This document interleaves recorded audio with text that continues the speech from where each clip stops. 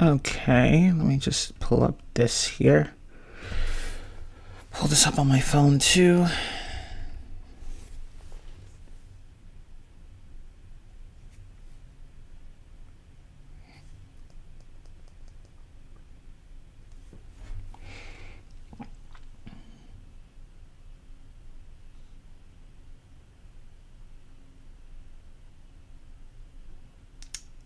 Okay.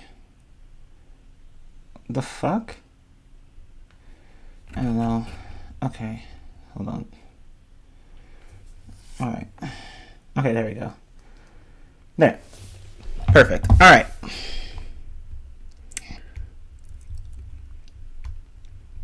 Okay. Hi, everyone. I am... Oh, my mic is on, right? Yeah, it's on. Okay. Okay. Hi, everyone. I am Teamler15, and welcome to my Rantstream on the SpongeBob movies. So, I was going to do, like, more SpongeBob games for this Rantstream, but I was like, I'll save that for next time, because I haven't even played Truth or Square, so I can't really provide an informed opinion on it. So I will just save that for later. I'm going to try to see if I can get the game, and then I'll play it for myself and see whether or not it's actually good. But from what I've heard and seen, it's not very good. So I will be going into that game with low-ass expectations. But yeah, hi Thomas, Fish OPG. Anyone else who's watching, hi. You changed your channel name recently? Oh, okay.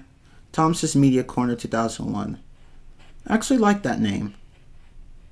Though I'm not sure what the 2001 is referring to. But, whatever. It's still a nice name.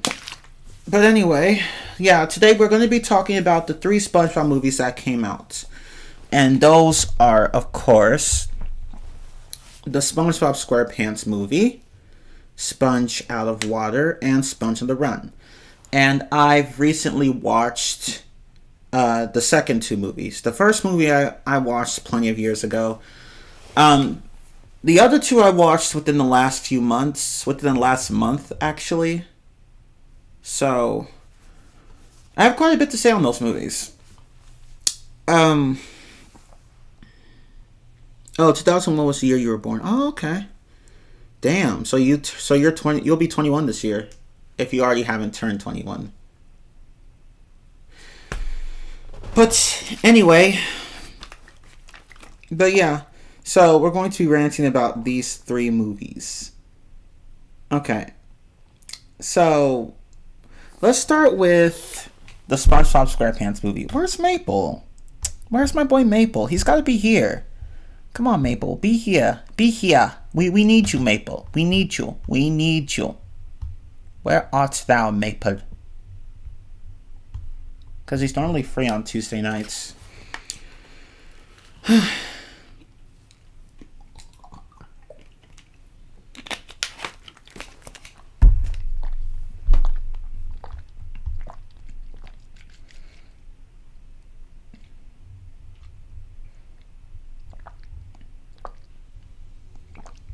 Okay. Sorry, I was just drinking my water. Alright, well, let's just go ahead and do the first movie. No, you'll be turning 21 next week. Next week? That's cool. Nice.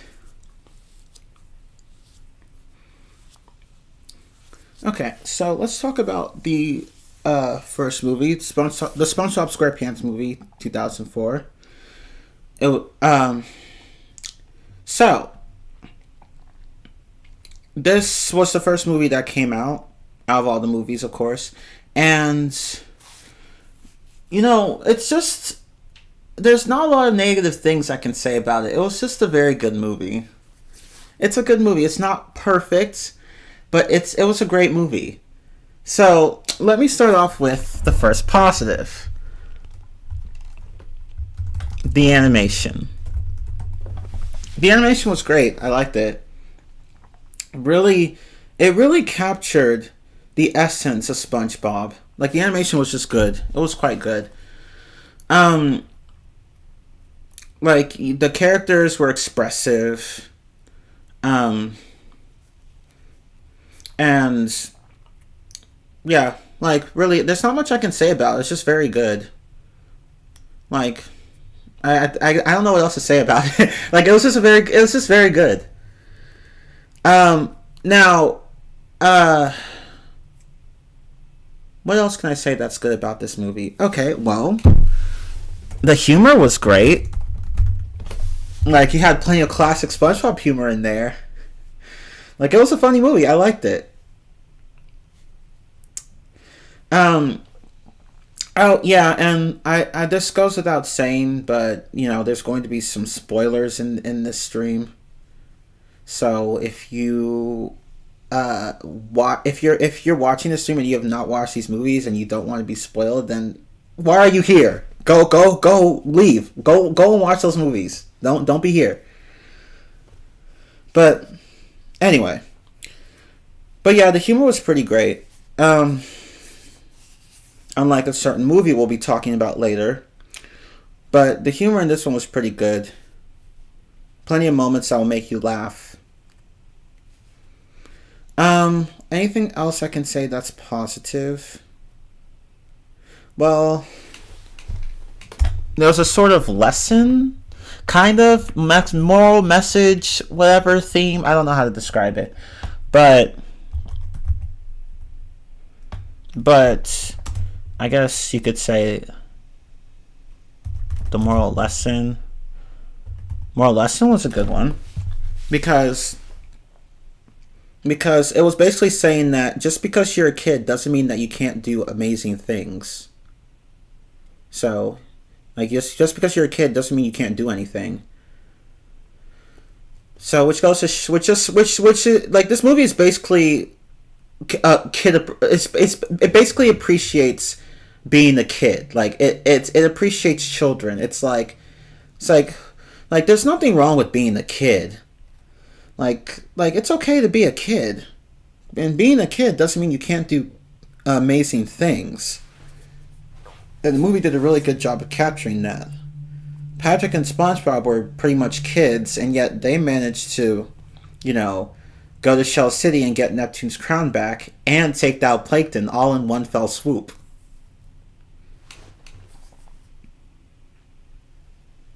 Goofy Goober Rock should be a pro. Yeah, we'll talk about the music in a moment. No, I'm not being serious. No, forget you, Scott! I also saw this movie plenty of times when I was younger, too. I also had this movie on DVD. Oh. Yeah, I remember watching it on someone's DVD once. I think 1 or 2 years after the movie came out. But yeah, I've watched this movie, and I've also watched it a few times on Nickelodeon. Like, I've watched this movie like several times. It's a good movie.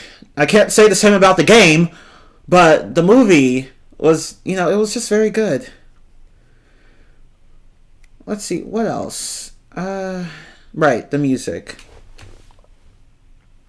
This is also the only movie to be released on VHS, on top of it also being released on DVD. Like the only movie in existence that's had both VHS and DVD releases, or the only SpongeBob movie. I'm not sure what you mean, but either way, that's interesting. Speaking of which, I actually do have Sponge on the Run and Sponge Out of Water on DVD and Blu-ray. Well, one of the movies is Blu-ray, the other is just a DVD. Yeah, sorry. Yeah. But the Sponge Out of Water one is on Blu-ray, but the Sponge on the Run one is DVD. But whatever. Okay, so the music. The music was pretty cool. Goofy Goober Rock is a bop. It's a bop. It's just a bop. I love it. And it was also in the movie game. I mean, that's one good thing that shitty game had. But yeah. Were there any other tracks? Oh, Now That We're Men. That was also a good song. Are there any other songs? trying to remember if there are other songs.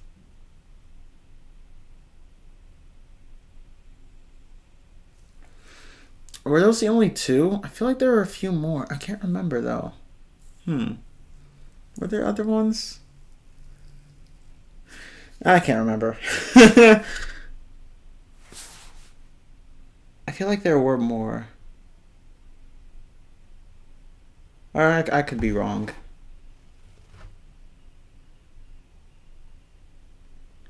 Well, whatever.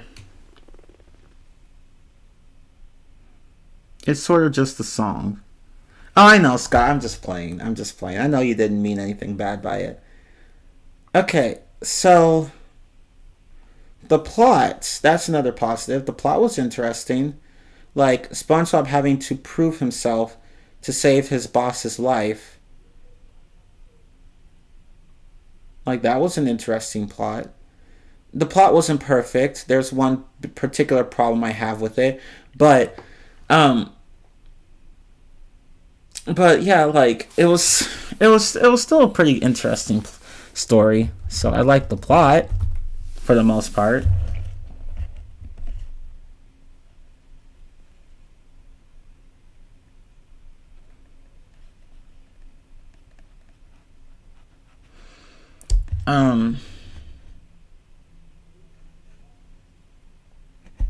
Anything else? I'm surprised I don't have much to say about this movie. I thought I'd have a lot more to say, but I don't. Like, it's just, there's not much I can say about it. It's just good. That's all I can say about it. What else?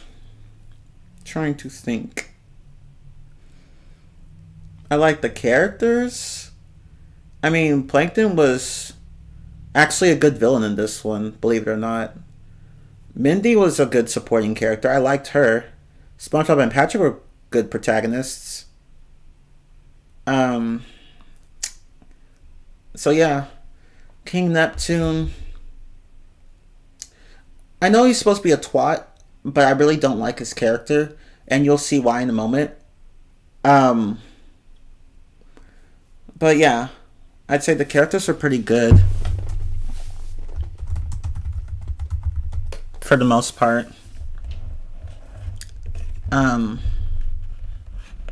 Anything else I can say about this movie? Well, the voice acting was good, but that goes without saying. Well, yeah, I'd say the voice acting was pretty good. I don't think any of the not really none of the SpongeBob movies have bad voice acting. So, the voice acting was pretty good here. I can't really think of a bad performance from any of the actors. So, yeah.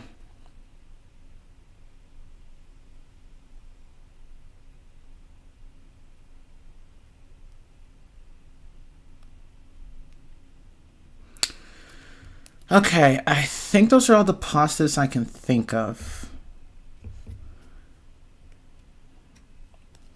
So, what are the negatives?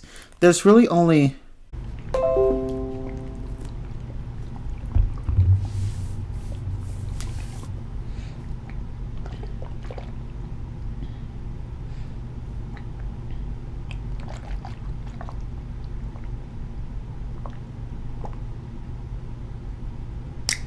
Sorry, my internet disconnected for some stupid reason.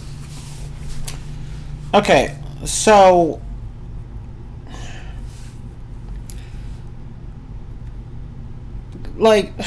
okay, so what I have only one complaint about this movie, and the movie itself was even aware of this, so I don't know why it was still even a thing. So at one point, Plankton enslaves the entirety of Bikini Bottom with his remote-controlled bucket helmets, which he advertised as just, little accessories from his restaurant. Like you buy a chum burger or whatever, and then you get a free bucket. So he was planning to enslave all of Bikini Bottom with the mind control helmets. Okay, that sounds reasonable enough. Now, what happens after that is just what doesn't make any sense. because Bikini Bottom is technically part of Neptune's kingdom. King Neptune himself runs like an entire kingdom, of which Bikini Bottom is a part. And for whatever reason, he doesn't fucking do anything about everyone being enslaved. Like he doesn't do anything about Plankton enslaving everyone. And the movie itself is aware that he could have stopped this, and I'm just like, and he never does. I'm just like, what the fuck are you doing, King Neptune? This is your kingdom. You need to do something about it.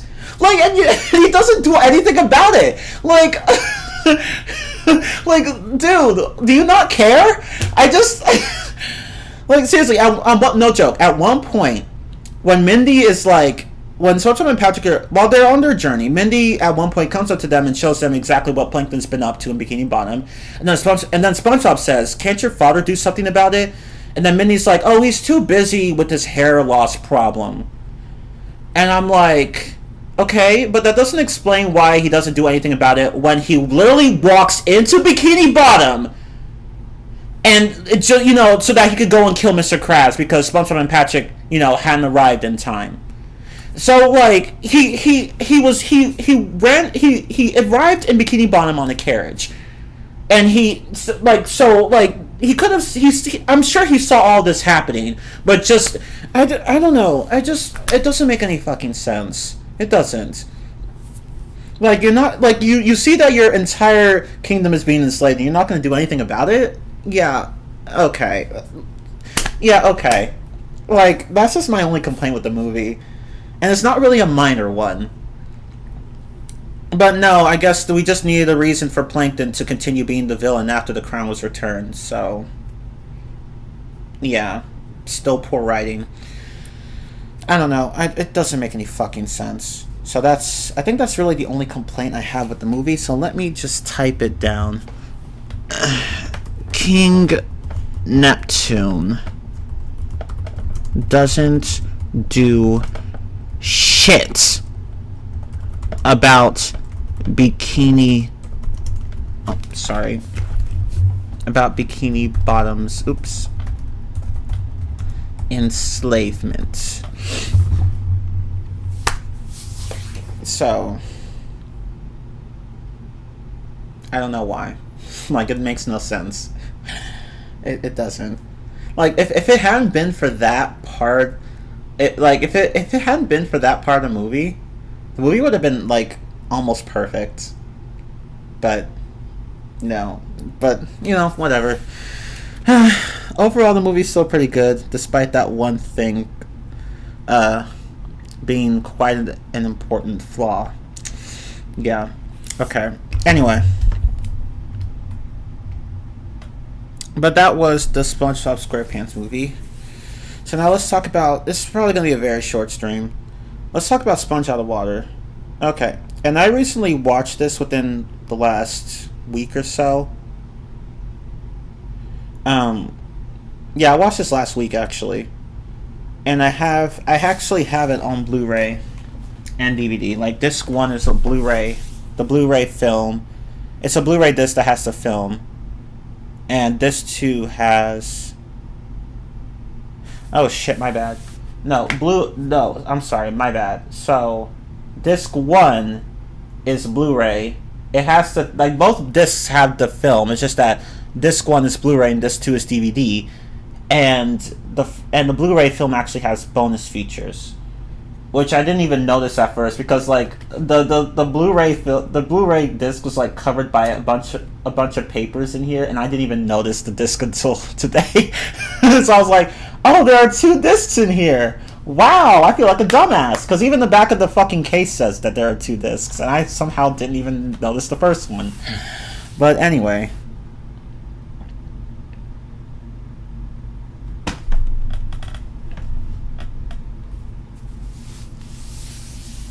Yeah, so Sponge Out of Water. Okay. I have quite a bit to say about this movie. But first, Scott, posted something in the chat. He is also the King Neptune is also the kind of guy to believe quantity over quality, referring to the cooking contest he and SpongeBob had early in the show. That's actually a very good point. King Neptune, yeah, he's more of a quantity over quality guy, which is obviously a bad thing to be, because SpongeBob, even though SpongeBob made only one burger, it was so much better than all of King Neptune's burgers put together, because everyone hated his burgers. They tasted like shit. And once he tasted SpongeBob's burger, he was like, "Oh my god, your burger's amazing." And then he spits it back out and eats it again, which was gross but funny. But anyway. Chi moment. Yeah, whatever, Scott. Whatever. No, but I'm playing. Yeah, I didn't even realize, like, oh, I had 2 discs in here. I'm a dumbass. Oh wow. Okay. But yeah, I watched also I actually haven't watched any of the bonus features on this thing. I was going to, but I just got lazy. I was gonna watch all the bonus features of Sponge on the Run and Sponge Out of Water before doing this, to see if there was anything more I could comment on, but I just stopped giving a shit. I was like, after 30 minutes, I was like, I'm bored. So, so I was like, whatever. But yeah, let's talk about Sponge Out of Water. Okay. There aren't really a lot of positives I can say about this one. The movie overall was just basic. It was okay. It was alright. It wasn't great. It wasn't bad. It was just okay. So, here, let me drink some more water.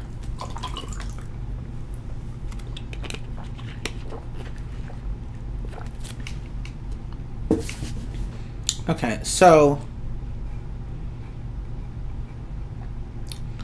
let's talk about the positives. Well, the humor was pretty funny. Like, this movie actually had some good humor. Like, a lot of the jokes were quite funny. The humor was pretty funny. Unlike the humor from Sponge on the Run. We'll talk about that later, but yeah, that one just sucked in that regard. But yeah, the humor in Sponge Out of Water was actually quite good. I actually liked it. It was funny. Many of the jokes made me laugh. Not all of them, but most of them did. So there's that. And of course, the animation was actually good as well. Both the 2D animation and the 3D animation. Yeah, there's a moment. There's like, for the last like what, 15 to 20 minutes of the film, like there's CGI or whatever, because SpongeBob and his friends, like, they're on the surface now. They were on the surface, so yeah, that part was like animated in 3D. So that animation was good, as well as the 2D one. The 2D animation, that was good too. They were both good.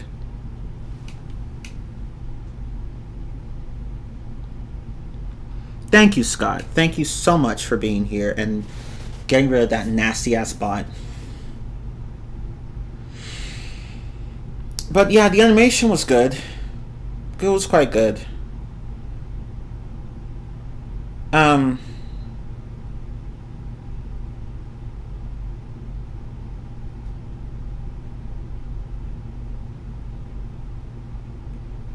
What else can I say about this movie that was good?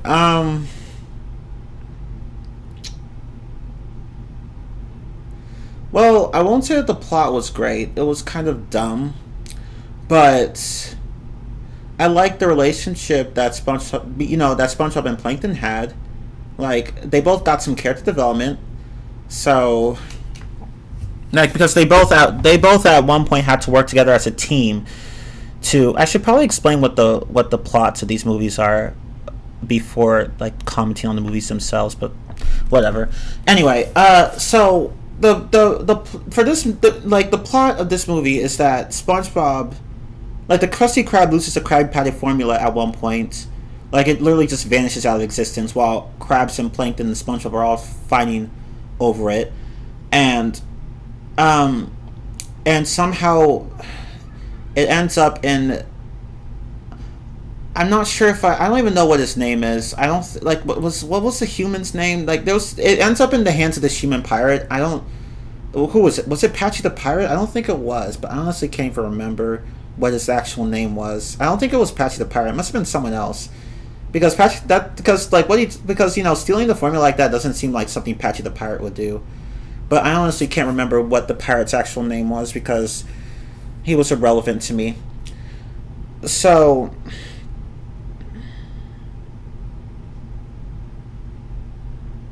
dumb plot but sort of entertaining. Basically, that's what Sponge Out of Water was. But yeah, like the formula basically goes missing, and SpongeBob and Plankton are they. Now, at first, the Italian people think that Plankton stole it, but SpongeBob is literally saying, no, he didn't steal it. I saw it vanish too. But Mr. Krabs refused to listen, and so he got the entire town to turn on Plankton. Like they all team up, and then they're about to torture Plankton, but SpongeBob stops. But SpongeBob gets in the way of that. Like he allows Plankton to escape. And then they both decide to go after the formula together, and then they work together. At first they're they don't work together. They're both not very friendly with each other, but over time they do actually start to form an actual bond, which I thought was actually good. Plankton actually got some character development here, so that was good. So I like the relationship between SpongeBob and Plankton.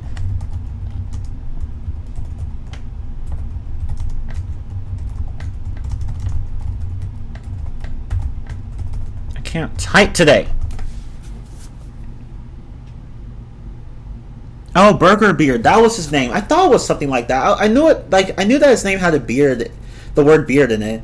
I just couldn't remember what it was. So Burger Beard. Yeah, that was his name. Thank you for reminding me because I honestly forgot.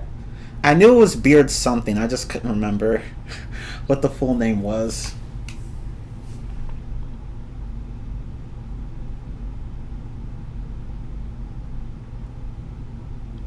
Yeah, the second SpongeBob movie was released almost about 11 years after the first one. Yeah. Like, that's such a huge time gap.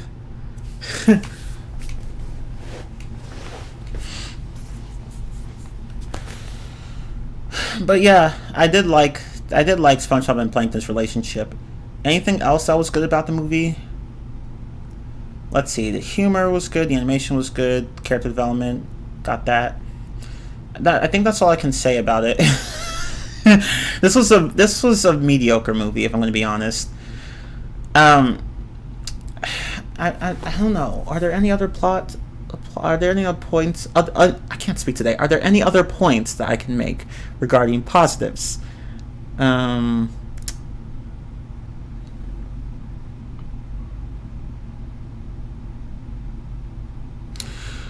can't remember. Can't think of any, I mean. So, let's talk about the negatives. The plot is dumb. It's dumb. Now, and I wouldn't say it's dumb in an endearing way, because, you can make stupid plots endearing. To me, this plot, I guess it's subjective, but honestly, I just didn't like the plot. I thought it was really stupid, like, even for SpongeBob standards. The Krabby Patty formula goes missing and the entire town deteriorates. Chaos and anarchy results. And I'm just like, it's just one damn formula. How is a Krabby Patty so central to society that everyone literally loses their shit when it's no longer in production? Like that just seemed fucking ridiculous to me, even for SpongeBob standards. I just thought it was stupid. But, I mean, it somehow worked. And, kind of like Mr. Krabs in this one. He was literally willing to sacrifice his employee at one point. Because, at one point Sandy, she descends into madness too. And she at one point thinks, we're all screwed because somehow someone pissed off the cooking gods or whatever, And so she says that, oh, we need to make a sacrifice. And then I can't remember. I think Mr. Krabs was going to do going to sacrifice Plankton at one point. But then SpongeBob was like, no, we shouldn't be doing this. We've all turned into savages. And then, but even after that nice little speech SpongeBob made, like, Mr. Krabs was like, okay, we'll sacrifice you. And then I'm like, you're an asshole, Mr. Krabs. You are a huge asshole. That's all I'm going to say. You're a cunt. That's all I'm going to say. Like, I know, like, Mr. Krabs, mistreating his employees has always been a thing for him, but at least, like, in the earlier seasons, he still cared about them to some extent. But here, he was just an asshole. I just did not like Mr. Krabs in this movie. He was a cunt. A huge cunt. So, so I'm just going to put this right here. Fuck Mr. Krabs. That's all I'm going to say. Just fuck that asshole. Krabby gods. Yeah, some stupid ass gods, whatever. I don't know. I don't even remember what Sandy called them. Like, it was really fucking stupid. The plot is kind of like a normal SpongeBob episode. Yeah, exactly. Kind of being the key word here. Key phrase, I should say. Oh yeah, Finding Dory was released like 13 years after the original Finding Nemo movie. Yeah, that's true. And I actually watched Finding Dory recently, within the last few months. It was a good movie. I think it's almost as good as the first. Almost as good as the first.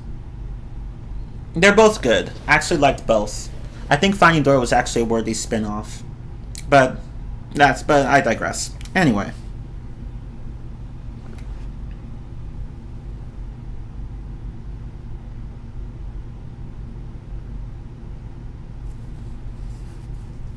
But yeah, like, just fuck Mr. Krabs. Is there anything else I can say about this movie that was negative?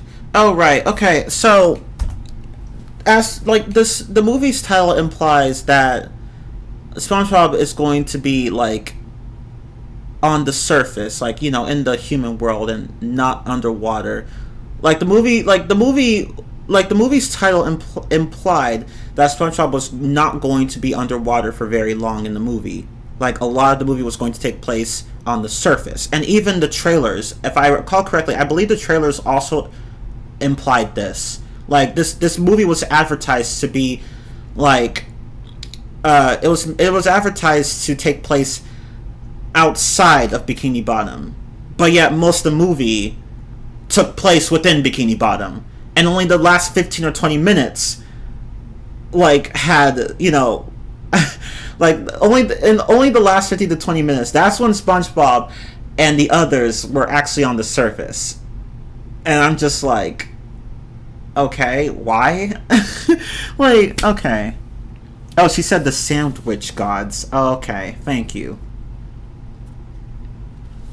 So yeah, I'm just gonna put a bit of false advertising regarding the movie setting.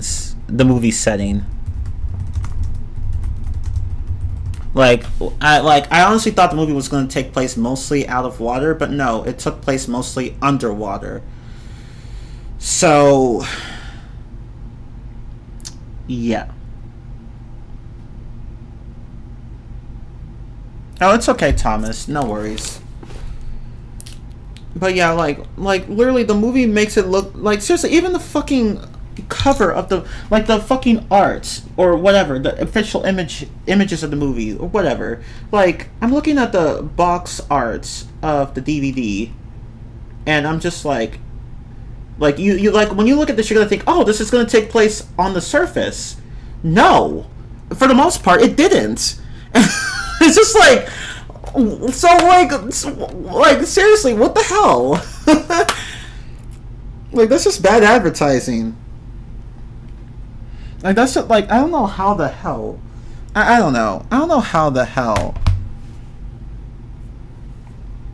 I don't know how the hell Nick let that happen. Actually, I do, because false advertising does tend to happen in movies. Like, this isn't the first time it's ever happened. I don't mean to imply that, but it's still frustrating. I'm just like you advertise this movie being something that will take place on the surface for the most part, and this is what you come up with. Like, come on, just fucking be honest with your product, please.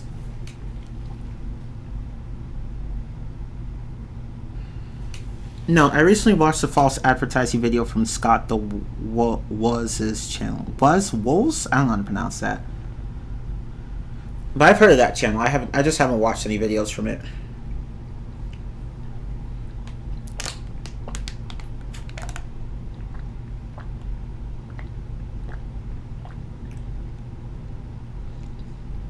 Okay, but is there anything else I can think of? Wow, the positives and negatives here actually balance each other out. See, that's what I was saying. This movie is just very... It's just okay. It's very okay. It's okay. It's just okay. It's alright. That's it. It's not nearly as good as the first, but not nearly as bad as the third. So, yeah, like, it's just okay. That's it. It's okay. It's okay. That's all I can say. It's okay.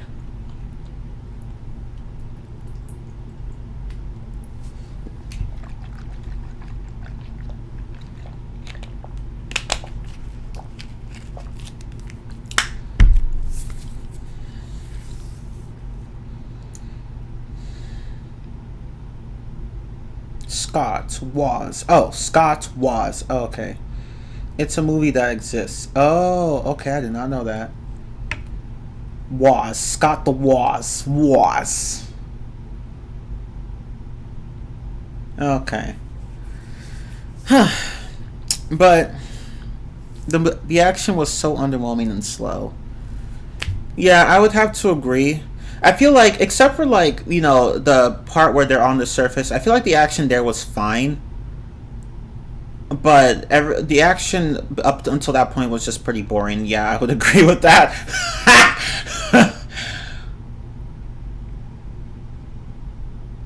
Like, yeah, so that's another one.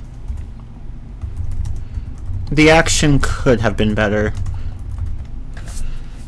Because, like, you know, up in, like on this, like, the action, like, when they're all on the surface, the action's fine, but up until that point, there really wasn't much action. Like, even the first SpongeBob movie had more action, for the first 2/3 of the plot, so I don't know.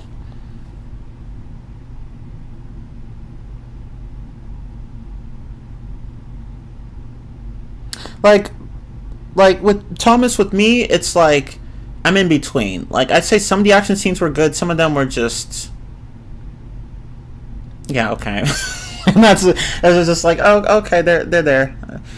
Okay, they're just there. Okay.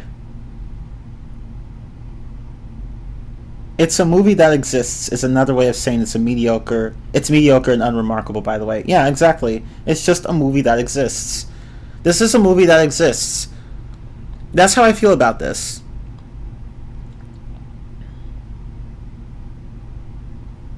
But yeah, like, overall, the movie's, it's okay. I like the humor. I liked the relationship between SpongeBob and Plankton. I liked the animation, both the 2D and 3D animation. I didn't really like the plot itself. Mr. Krabs was a huge asshole. There was false advertising with this movie, like, oh, it's going to take place on the surface. Yeah, for only the last 15 to 20 minutes. Sit your ass down.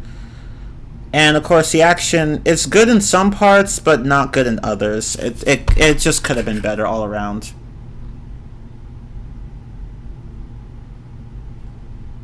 But, anyway.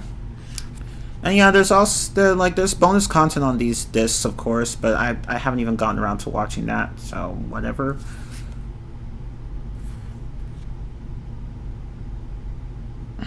But yeah, it's a movie that exists. I'd say it's somewhat decent. Somewhat decent, though. Somewhat decent. So, yeah, that's just how I feel about Sponge Out of Water. Now, Sponge on the Run. Okay. This movie is just awful. Like, do I need to explain why? Actually, I should, because this is a rant stream, but, like, you get my point. Like, we all know how bad this movie is. It just sucks. It sucks ass. This movie is so bad. Oh my god. Like, holy shit. Like, oh my god. No joke. I was watching this with my cousins at one point, and like, after we finished watching that movie, none of us liked it. Like, I didn't like it. And neither did any of my cousins. Like, my cousins are like, what? Like 15, 11, 9, 11, 10, and 8. Like, those are their ages. Like, not a single one of them liked the movie. And I'm just like, damn. When even children don't like your movie, you know you fucked up. Like, this movie just sucks. It's awful. It's just awful. Like, it doesn't, like, it barely even has a plot, and I really do mean the word barely. It's just bad. The plot is almost non-existent. In fact, it's not even just that. It's not even just non-existent. It's also a stupid rehash of a plot that was done before, a lot better. Like, Jesus, anime Christ. Like, holy shit. 5 out of 10. Too much water for sponge out of water. Thank you, Scott. That's perfect. I love that. That's exactly how I feel about the movie. But Sponge on the Run gets like a... If I'm going to be honest, that movie would get like a 2 out of 10 for me. A 2 out of 10. A 2 out of 10. And and the 2's for the animation alone. That's literally the only good thing about the movie. That's the only good thing about the movie. The animation. Everything else is just crap. Everything else. Literally nothing good about this movie exists except for the animation.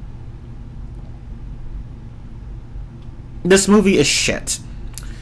Okay, so let me go ahead and talk about... Well, first of all, as I said earlier, like, this movie was a pitiful attempt. It was actually a pitiful rehash of the episode Gary Come Home, and... or whatever it was called, and the SpongeBob SquarePants movie. Like, it was, like, I feel like it was meant to be an homage to both of those plots, but managed to do those plots even worse than the original ones did. And I'm just like, no effort was put into this movie's plot, just none whatsoever. Damn, 20 people watching? Holy shit! Let me see. What the fuck? Yo, 24 people, what? I've never seen that before. Holy crap, okay. But why isn't that number showing up on my YouTube live chat? You know, the live chat on my phone. Well, whatever, I guess I don't know. I honestly thought it was just 4 people watching the whole time. No, apparently it's 24. Holy shit, let's go. But... okay, so let's talk about the positives. As I said, the animation is a positive. It's just it's good. It's good, I like it. Not my favorite art style in SpongeBob, but I like it. It works. It's good. It's very good. That's all I can say about that's literally the only positive I have. The animation is good. Which is sad because, like, you have such good animation that's wasted on a movie like this. And I'm just like this animation could have been put to better use. Like, why waste such good animation on such a shitty movie? Oh my god. Jesus Christ. Okay. So, let me explain, before I go to the negatives, let me explain the plot of this movie. So, and I feel like it was also trying to, like, do a rehash of the plot from Sponge Out of Water, but it also sucked there too. But anyway, so I'm trying to remember, because the movie was so irrelevant to me that I might have forgotten some of the plot points here. Okay, so Plankton tries to steal the Krabby Patty formula again, but he realizes, oh, SpongeBob's the problem, because SpongeBob keeps getting in the way of all his attempts, so he decides to get rid of SpongeBob by going to King Neptune. Because King Neptune at this point, like, he was getting old, and he had wrinkles, and he used snails to get rid of those wrinkles, but he ran out of snails. And Plankton was like, "Oh, let me take SpongeBob's snail to him, so that way SpongeBob has a reason not to be at the Krusty Krab, and then I can just go and steal the formula for myself." So he basically just gave SpongeBob's snail to King Neptune in an attempt to get SpongeBob out of his way. And then literally sent SpongeBob and Patrick on a quest to go and get the snail back. And then he ends up taking the Krusty Krab ends up not being able to function, and then after it goes to shit, Plankton comes in and takes the formula, and Mr. Krabs doesn't even fight back because he just wanted SpongeBob back. So that's probably like one of the few good things this movie did. It made Mr. Krabs more likable than he was in Sponge Out of Water. So I'll give the movie that much, but only that much. And Plankton is like, "Wow, this doesn't feel right. Here, you can have this back. Let's go and get SpongeBob back." And I'm like, "Yeah, what? No!" What kind of facial turn is that? Like, you literally spent the like how long trying to get rid of SpongeBob and Patrick, and you finally have the formula, but then you're like, yeah, you can have it back. Let's go and save SpongeBob. It's like, dude, like you're wasting my time. Either be a villain or don't. Stop wasting my time. Like, I'm sorry, but it just seemed like such a weak ass face heel turn to me. At least in Sponge Out of Water, Plankton helps the others stop the pirate guy from stealing the formula and rewriting. He helped them take the formula back and prevented him from rewriting the story in the movie to the point where SpongeBob and his friends would be written out of existence. But and in that part, and like right after that fight, he actually hands the formula back to Mr. Krabs because again, he actually developed in that movie. And he was probably thinking, you know what? It wouldn't be right taking the formula like this. Here, you can have it back. And decides to, and he does try to take it again, like later in the movie, but like through normal means. But either way, it shows that he developed here. Whereas in Sponge on the Run, he didn't like he literally develops at the drop of a hat. And I'm like, no, that's not how you write villains. No, shut the fuck up. That's not how you do it. And I don't know. I don't know. Plankton's character made no sense to me in this film. But yeah, like Mr. Krabs and the others all go and try to save SpongeBob and Patrick because like they both get captured by King Neptune after trying to steal his snail, which was of course Gary. And there's this stupid scene where like it was like a courtroom trial, but it really wasn't much of one, where King Neptune had SpongeBob and Patrick on this, like they were being tried for stealing the snail, but then Mr. Krabs and the others come in, and then they try to convince the public that, oh, SpongeBob's a good person, he wouldn't do something like that, and then they all talk about stupid irrelevant ass tales about how SpongeBob made their lives better at this stupid place called Camp Coral, which has a spin-off series. I know, I don't care about the spin-off series. I've heard bad things about it. It sucks, but I haven't watched it, so I can't really comment on it, but it wouldn't surprise me if it did suck. But yeah, basically all their stories were about, oh, the SpongeBob made my life so much better at Camp Coral. I'm like, I don't care. I do not care. What the fuck does that have to do with anything here? It doesn't change that SpongeBob actually tried to steal the fucking snail, which there were witnesses for. Oh my god. And yeah, this movie was basically a way to advertise the spin-off series Camp Coral. That's basically all this movie was supposed to do. That's basically the only purpose of this movie. That was the only purpose. And it shows, because the movie has no plot otherwise. But then, they all used the opportunity to, SpongeBob and the others used that opportunity to escape from King Neptune, but then they all get caught. Anyway, after a long chase sequence, which was actually good. But, and then, SpongeBob surprisingly manages to convince King Neptune to not only give back Gary the Snail, but to let everyone else go after having some heartwarming talk with him about how he shouldn't worry so much about his appearance. And then the movie ends with everyone having a party. Like basically like everyone starts having snails as pets because why not? I don't fucking know. But that's basically how the movie was, and it was just a waste of time.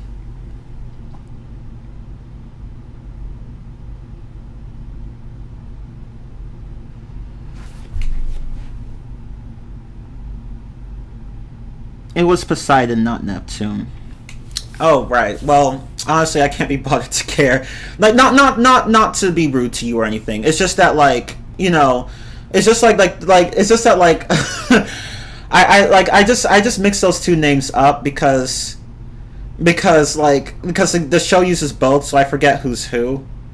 But you know, the movie was so bad, I honestly didn't care whose name whose name, like what name the king had. Like, I just did not care. But anyway.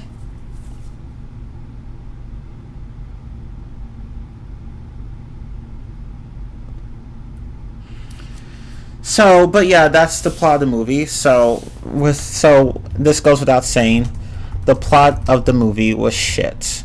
It was just shit. There was barely a plot. Again, it tried to do the whole Gary come home thing, but did it a lot worse. And I'm just like, wow.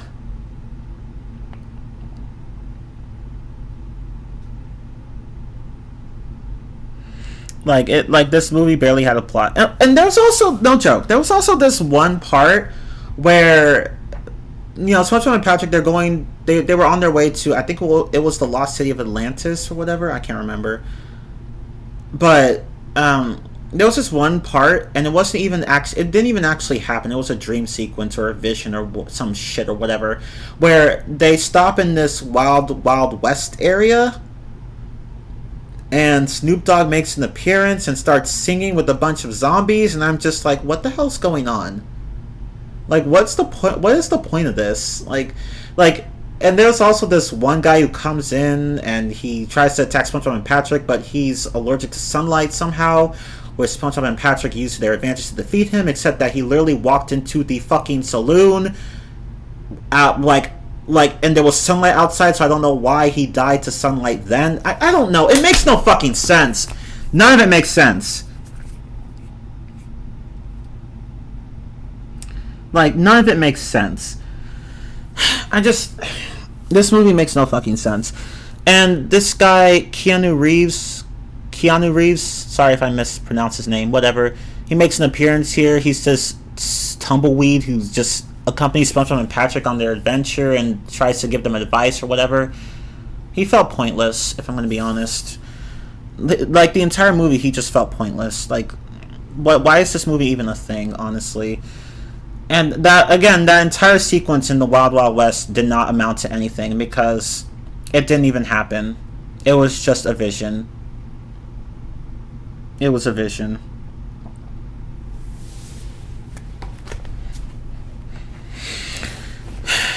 Like, it's just stupid.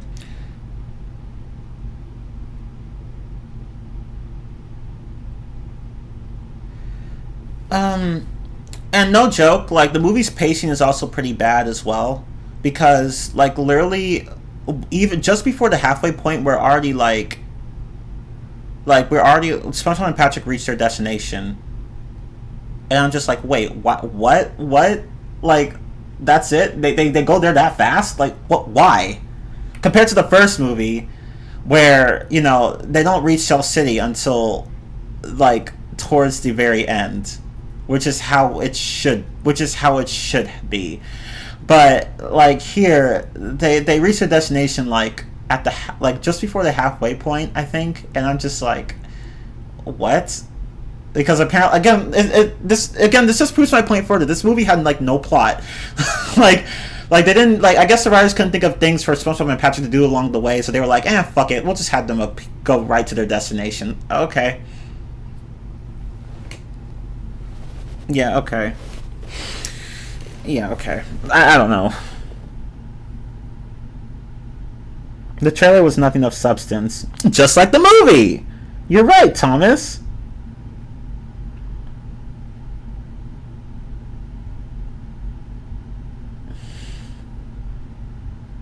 The movie was dedicated to the late memory of the show creator, Steven Hillenburg, who passed away in late 2018 at the time of this movie's release.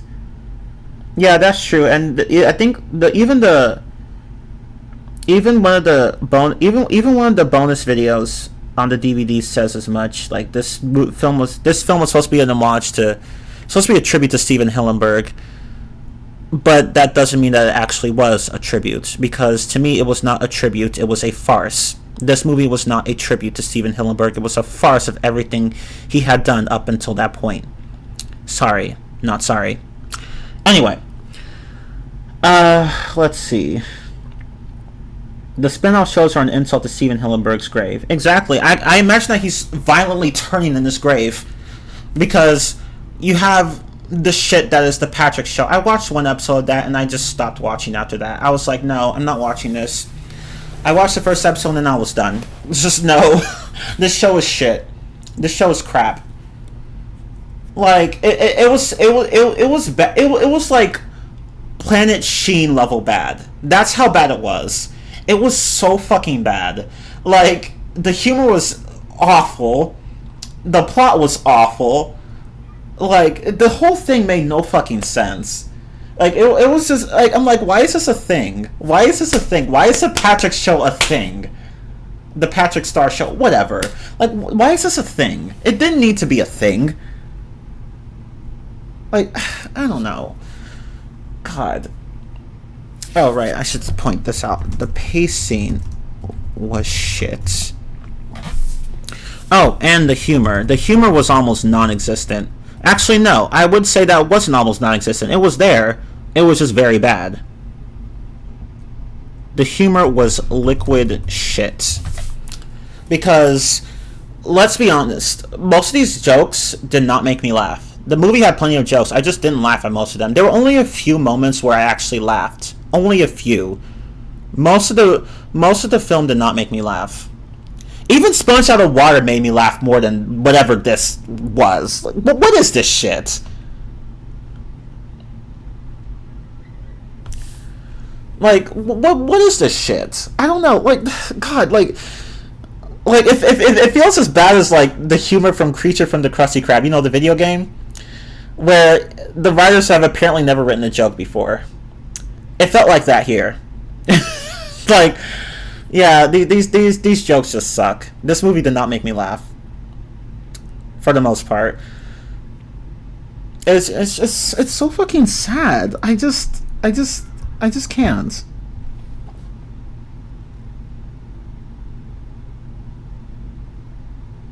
Okay, see you later, Scott. I know you're coming back, but anyway.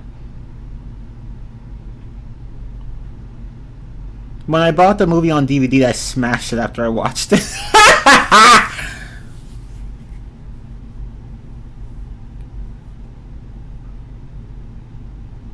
I'm not going to watch the spin-off shows anytime soon, honestly. I don't blame you. I wouldn't watch them either.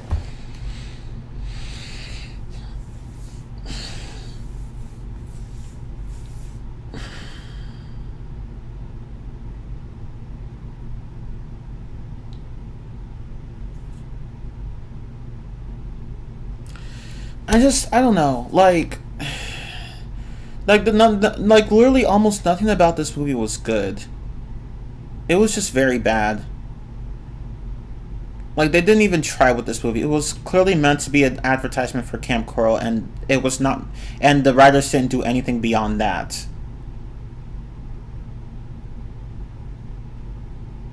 It was basically a cash grab, and not even a tolerable one. Like, there are at least some cash grab movies out there that you can get some enjoyment from. This movie did not give me any sort of enjoyment. It just sucked. SpongeBob's Big Birthday Blowout? I don't think I've seen that.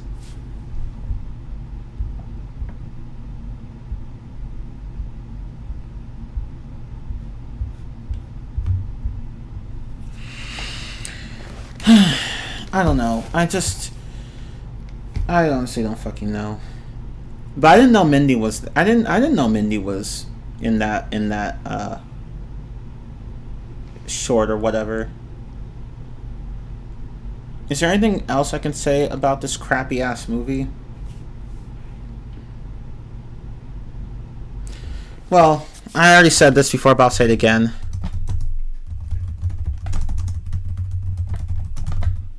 Basically an advertisement. Let's say promotion. It was basically a promotion for Camp Coral.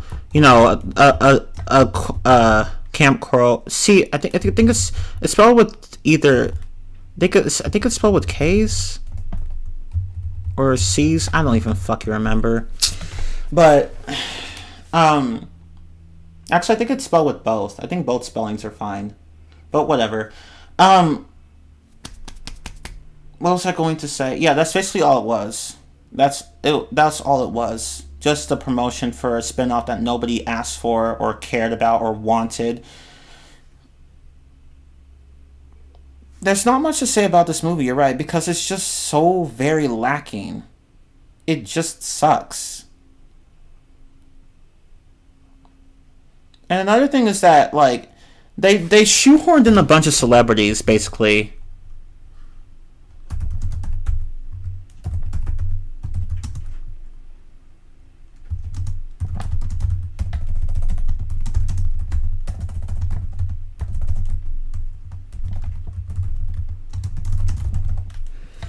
That's basically what they did.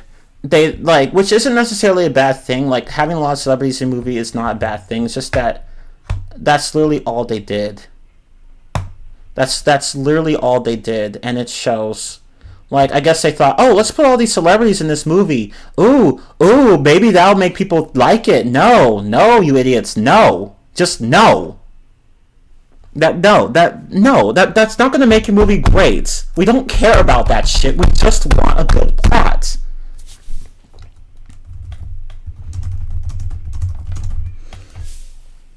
And like that's not enough to make a good movie, fam. Like, that's just not enough. And yeah, the movie really, you're right, the movie really didn't need that many celebrity cameos. Like, Aquafina was also in the movie. She played the stupid auto robot that barely had any presence in the film. Like, he was the driver for SpongeBob and Patrick. Like, that's literally all. I didn't even know that was Aquafina. I was like, oh, that's her? Huh. But she was like, this movie just, no, this movie is so bad. It's so basic and bare bones. And they thought, oh, we'll just have a bunch of celebrities like Snoop Dogg and Keanu Reeves and Aquafina. No, idiots. That's not how it works.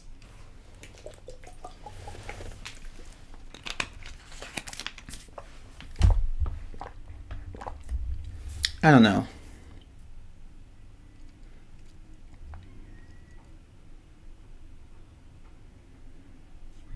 They took the damn movie and made it so drunk. Basically.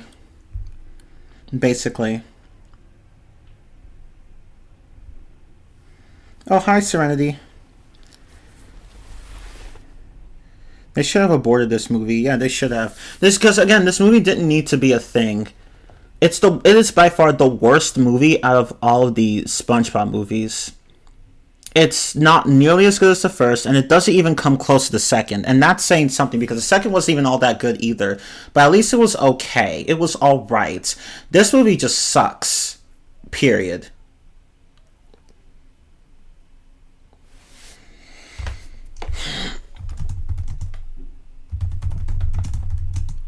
But the animation was actually good. So there's that. That's literally all. That's literally the only good thing about the movie. The animation. And I'm just like, why? Why is the animation the only good thing about this movie? Like, why not? I don't know. Like, I can't name. Seriously, I cannot name a single thing good about this movie that isn't the animation. I mean, it had a nice remix of Gary Come Home. You know, that song. I guess that's really it. That's it. That's all I can think of. Yeah, the movie also has Tiffany I think Tiffany, what was her name? Tiffany Haddish? I don't know how to pronounce that.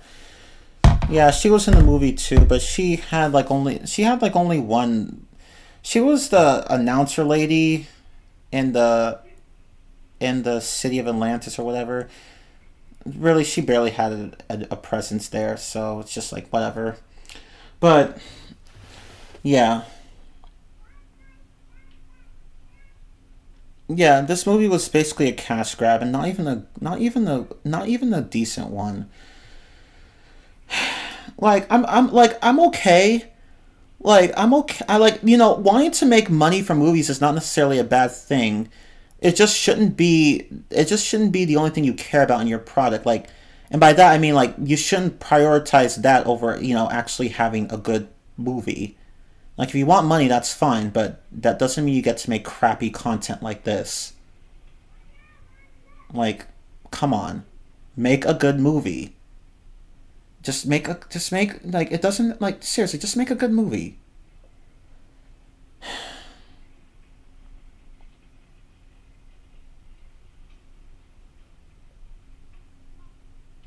There seems to be a drastic quality in all three of these movies. Probably like you mean a drastic difference in quality, and yeah, I would agree.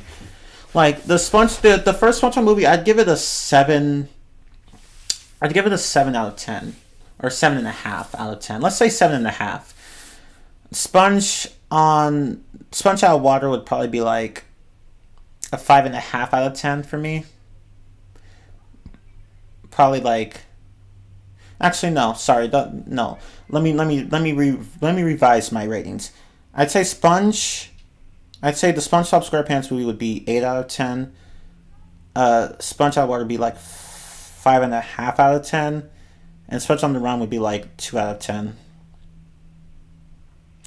That's how I would rate these movies.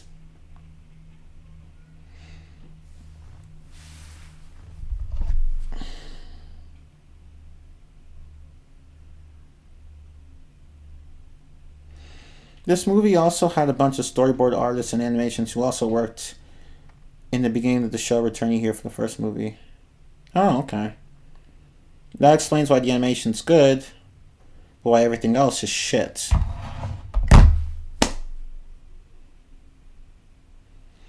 I don't know. I can't really like Sponge on the Run. Like makes me wonder why even like they. I don't know why did they even bother making this movie. Like it just feels like a waste of time and money. Like that time could have been better spent working on other things. But no, you make a movie that barely had a plot and that only existed to promote a spin-off that nobody even wanted and didn't like in the end. So it's like what was the point? This movie is so pointless. It's so fucking pointless.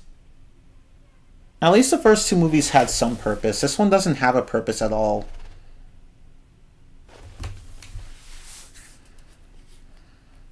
I don't know. I just don't know.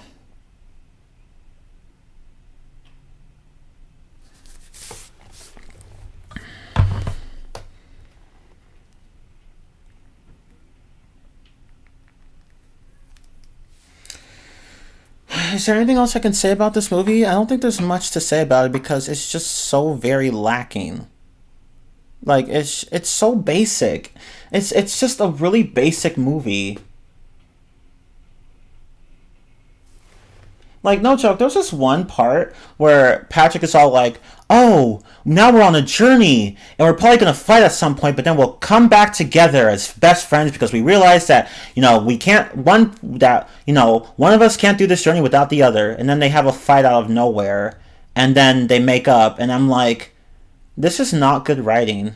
Like, if you want to make fun of tropes like that, that's fine, but don't do it in a way that's ham-fisted like this. It's like whoever wrote this story apparently doesn't know how tropes work. Like they didn't know how tropes worked at all. I don't know. Like this movie just sucks in terms of writing. There's just not much I can say about that. Like I don't know. I'm trying to think of more things I could say about this movie, but I think I've said everything because it's just so very lacking. Like it's just by far the worst SpongeBob movie I've ever watched.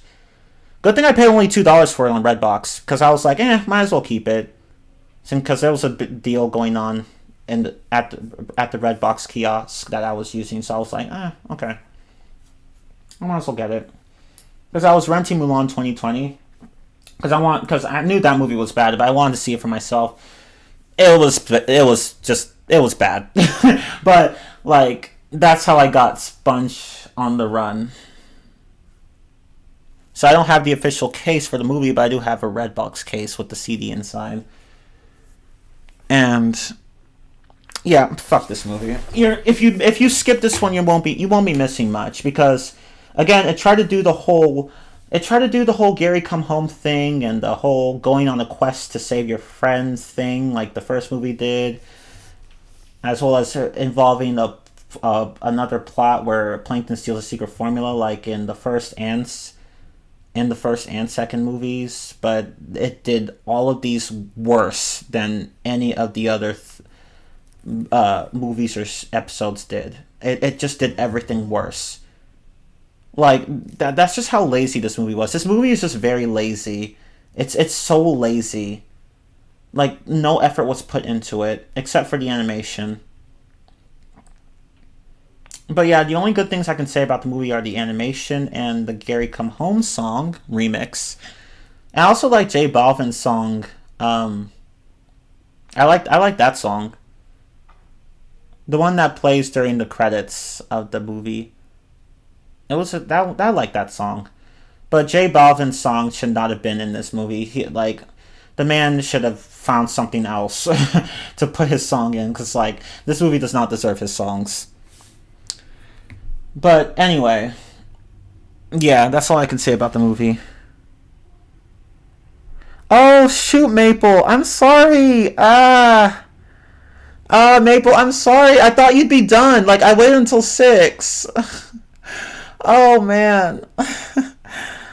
Oh shit. I'm sorry. But hey, I mean, at least you made it before. At least you made it before the stream ended. I'm really not going to end it like right now, though.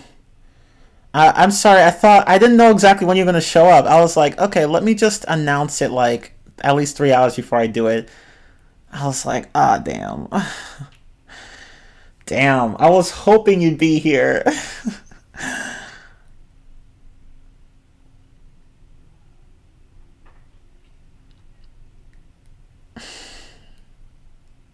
Yeah, the first movie was good. The second was okay. The third was... I'm sorry. The third movie just sucked.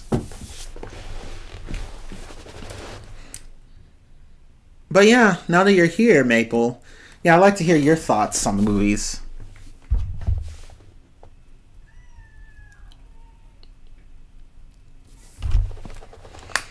It's like, damn, I was hoping you'd be here. Damn, I did not expect you. I did not expect you to show up like 90 minutes later than I anticipated. But that's okay. Like shit happens.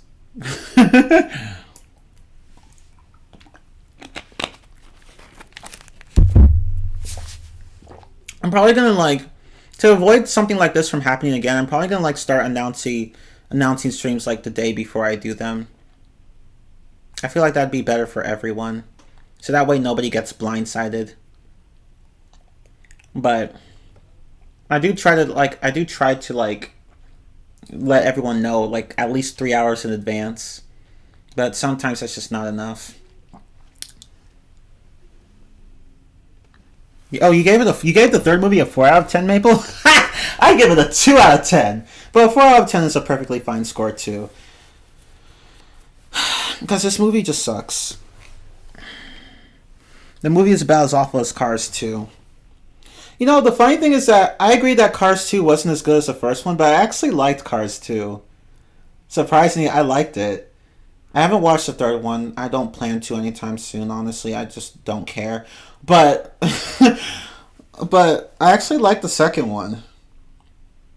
Surprisingly. Because I know people hate it, but I actually liked it.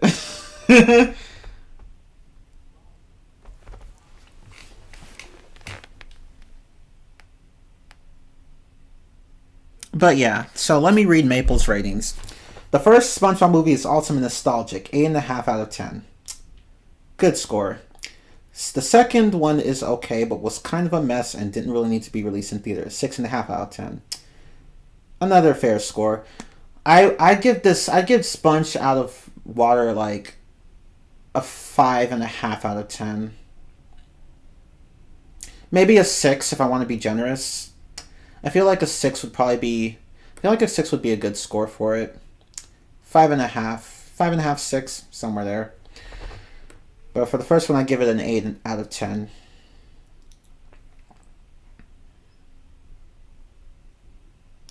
Let's see. The third movie is forgettable, manipulative, dull, and is basically an insult to the show and its canon. 4 out of 10.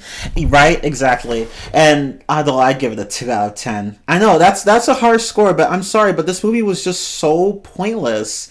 It was so dumb. Like, it had almost no plot. Almost no plot. And it was really just a shitty advertisement for Camp Coral.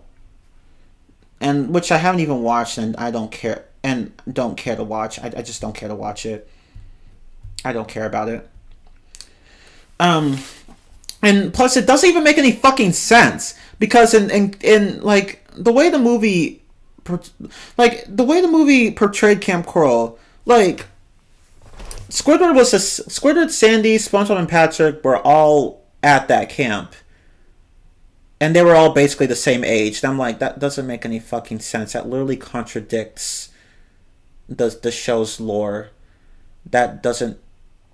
What? Like, it just doesn't make any fucking sense. It just doesn't make any fucking sense. It's so bad. Like... Because, again, SpongeBob and Sandy didn't meet that way. They didn't meet at Camp Coral. They met during the very first episode of SpongeBob. Well, one of the very first episodes, and that's the end. Like they didn't meet at a camp. They met when Sandy was fighting a giant clam and SpongeBob was trying to help her. So, what like why did they just ignore that? And Squidward's not even I don't think Squidward's the same age as SpongeBob and Patrick. Like he's older than them. By like I don't know, like I think like by about 10 years or so. I don't remember, but he's clearly older than the other two are. So it doesn't make sense for him to have attended that camp. I don't know.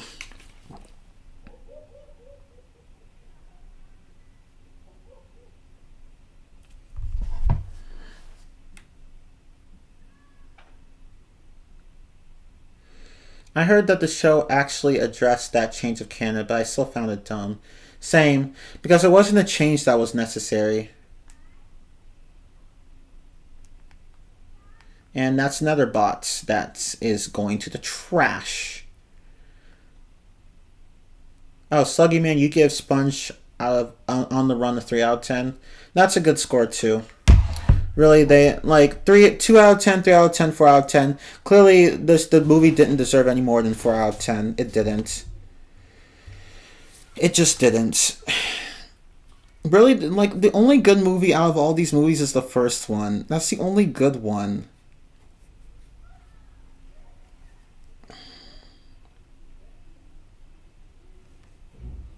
But yeah, let me go back to. Okay, let's see. So like, and yeah, you can tell like the quality literally just drops with each title. Like, see, look at this. Look at my list for the SpongeBob SquarePants movie. Like, you have all these positives, and there's really only one negative I could think about regarding King Neptune not doing a damn thing about Bikini Bottom's enslavement. Like, but yeah, for the most part, I have only positive things to say about this movie. And then you have SpongeBob Water, where the list is more balanced, where the positives and the negatives kind of balance each other out. Like I have like 3 positives and 4 negatives here, so.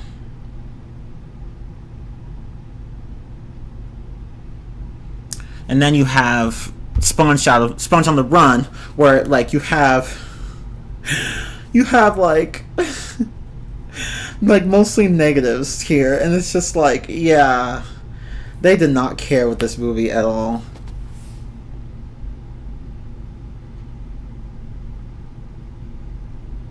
You'll still listen on the way home, or you won't be able to comment for a little while? Okay, that's okay. That's okay. How long have I been doing this anyway? Almost 90 minutes. Camp Curl is non-canon. Oh, it's not canon? Okay, thank God. But even if it were canon, it's still stupid. It's whether or not it's canon, it's still fucking stupid. It didn't need to exist.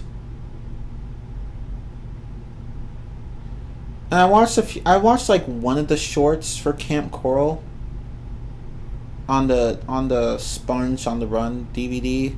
Actually, two of them. One of them was like SpongeBob and Patrick like they play with a sea urchin, but then try to get rid of it from their cabin because Squidward's allergic to it. And Squidward was a camp counselor for whatever reason. I don't know. And there was another short where SpongeBob was looking at his Camp Coral scrapbook and commenting on all the pictures he took. And that one was also pretty dumb. Like the both shorts were pretty stupid, if I'm going to be honest. But at least the first one was funny somewhat. The second one with the scrapbook, that one was just stupid. So many forced jokes there that just didn't work.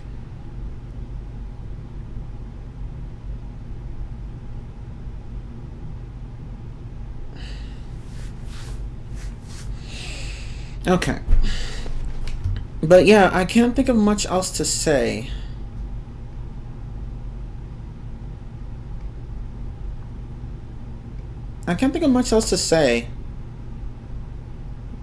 Like, I'm surprised I thought I would have more to say on these movies, but I don't. SpongeBob needs to drink alcohol soon. Yes, I agree. He does.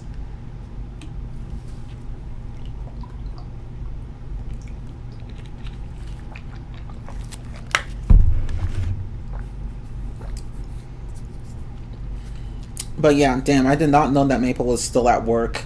Because normally he does get off around this time. Like, so I was like, okay, let me just wait until 6 o'clock. But I unfortunately, that's not what happened this time. But that's okay. That's okay. At least he made it.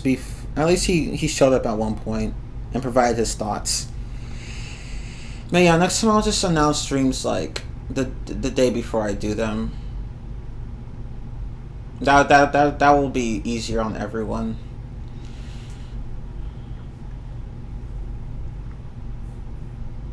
But so that way, if anyone's like, "Oh wait, I won't be able to make it in time," it's like, okay, I'll just wait a bit on the stream then. But can anyone else think of things to say about these movies? Because I can't think of anything. Because there's not much to say. They're just movies, really.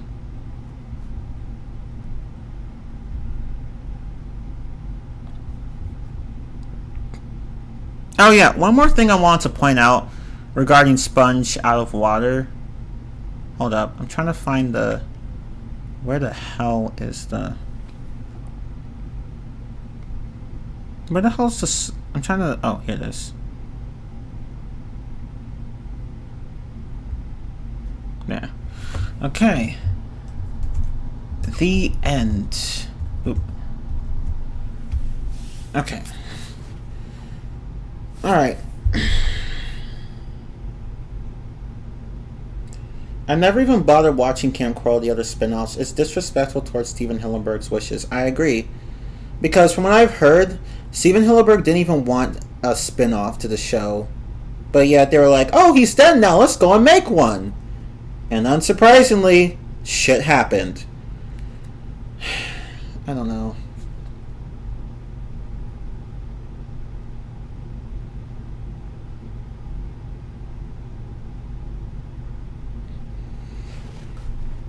I'd pay more money for an episode where SpongeBob actually gets his license. I'd love to see that, because honestly, there's no reason as to why he doesn't have one. He should have one at this point.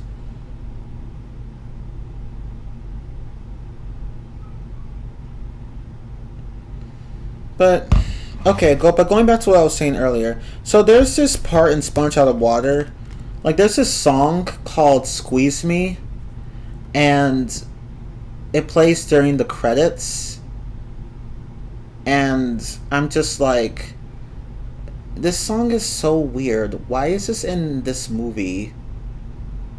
Like, I don't know. Like, I feel like that song seems so out of place in this movie. Like it was just so weird. I think I don't know. I just did not like that song. Like the song itself, I don't care for. I just don't think it should have been in the movie.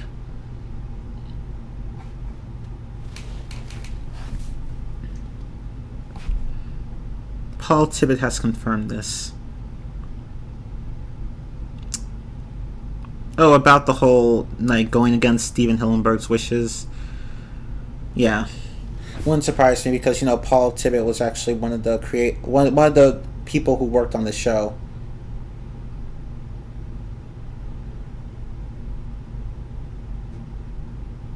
And like this whole movie, that's the thing. Sponge on the Run just felt like it felt so disrespectful towards SpongeBob's legacy.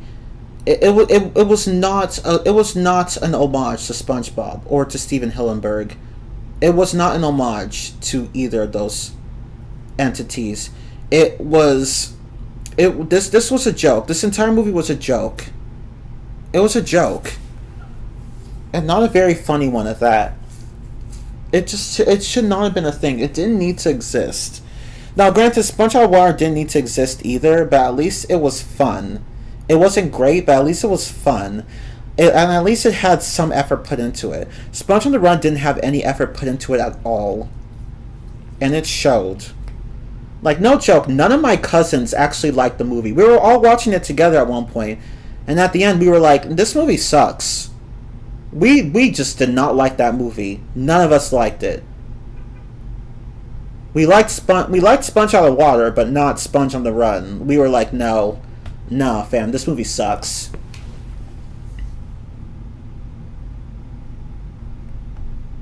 This movie would probably be used as a punishment in the Russian gulag. Damn.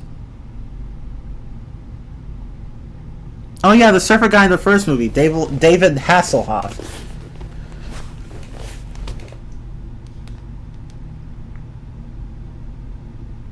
But yeah, that's really all I have to say on the movies. Oh, I should probably put ratings, whatever. Both, really. So, let me add a slide here. Okay, so let's see. So, final scores. Okay, so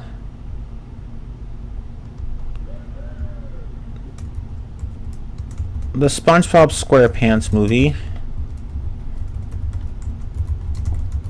that one gets an 8 out of 10 from me. Sponge Out of Water, I give that one a 5.5 out of 10. I'm sorry, I would give it a 6, but I just don't want to. And then Sponge on the Run gets a 2 out of 10. And the 2's for the animation alone. So, are you gonna log off now, Scott? Alright, see you later. But yeah, that's all I can say.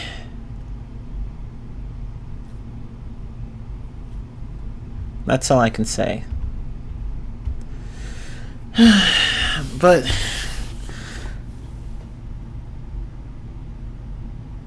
oh, he did that song, Thomas? I didn't know that. I did not know that.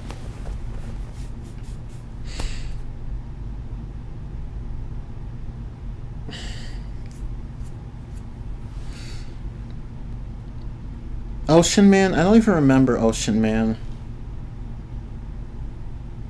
I don't even remember who that was. Let's see.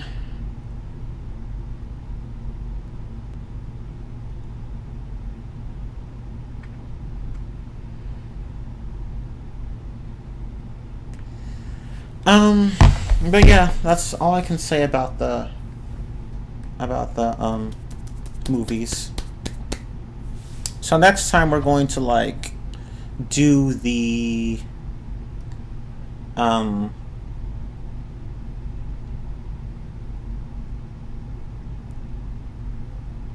we're going to do more of this. We're going to rant more about the SpongeBob games.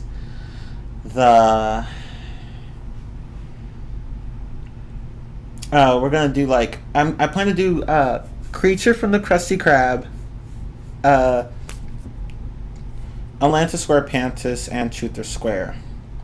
But I need to go and play Truth or Square first because I have no idea. Because like I don't know like like I don't I've heard bad things about that game, but I've never played it myself. So I feel like I should play it myself before I actually comment on it. So I'll go out and play it, and then by the time I start the Rantstream, I will have already played the game entirely. Ocean Man was playing the first movie's credits. Oh, okay. Okay, that's what that was. I don't even remember the first movie's credits.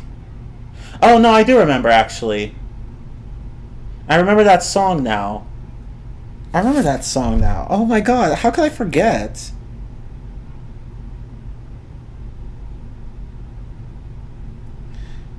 How can I forget?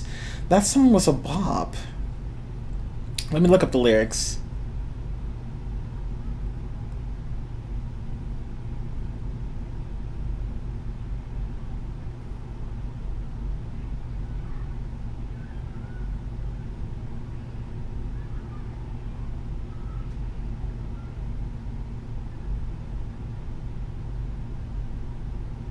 Here, I'm just gonna like mute my mic for a moment.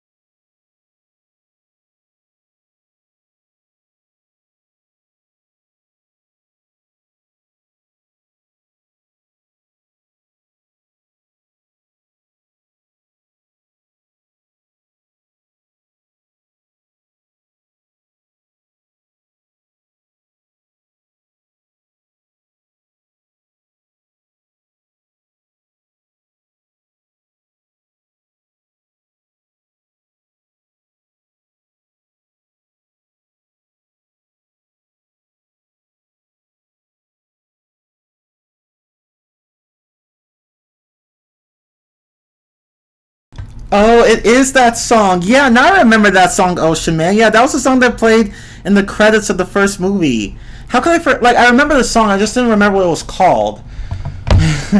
Like, wow. Yeah, that was such a classic song. Oh man, I remember that song. It was such a good song. It was a good song. I'm overcome with nostalgia now. Oh my god, that was such a good song. That movie ended on a good note with that song. I would play the song, but I don't want to get a copyright strike, so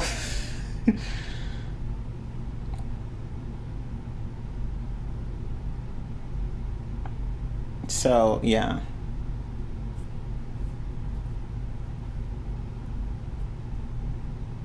I mean, I could play like the first few seconds. That's all I can do.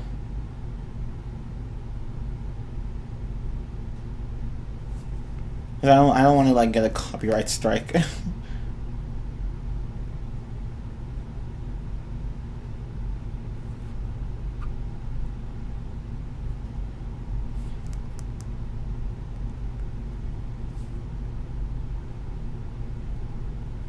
So here, let me play the first few seconds.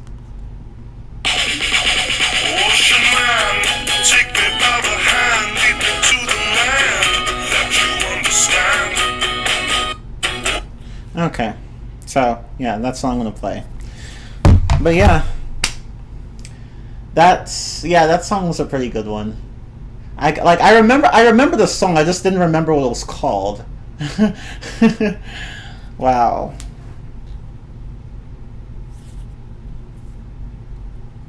Yeah, the next Rantstream is going to be about Creature from the Krusty Krab, Atlantis, SquarePants, and Truth or Square.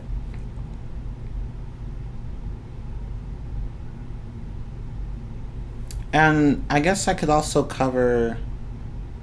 And then in the Rantstream after that, I could cover Super Sponge, SpongeBob Hero Pants, and Plankton's Robotic Revenge.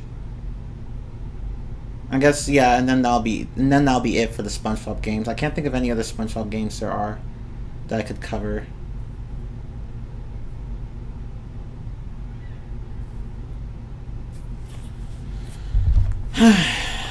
But yeah, that's all I can think of. Let's see. List of SpongeBob games.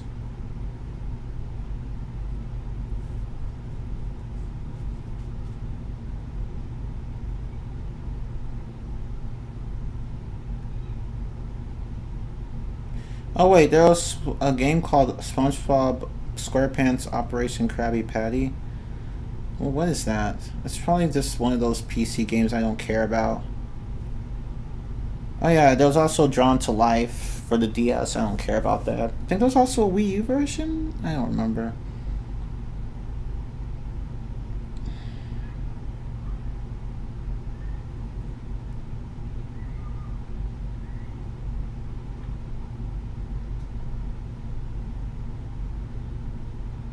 I'm just looking at a list of SpongeBob games.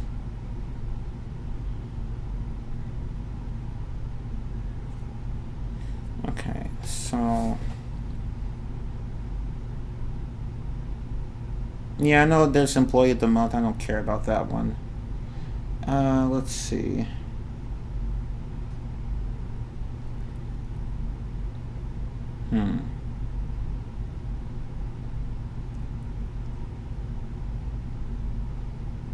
Any Game Boy Advance games I'm just gonna skip. Okay,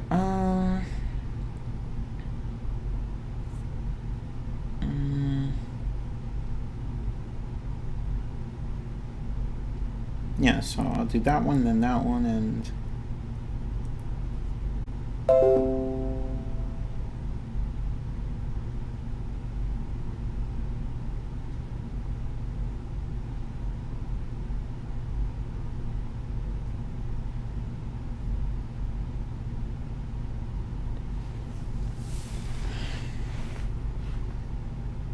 sorry, my internet cut out on me.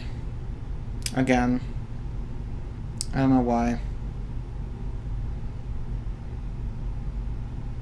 Yeah, but yeah, so on the Rantstream after the next Rantstream, I will cover Plankton's Robotic Revenge, SpongeBob Hero Pants, and Super Sponge.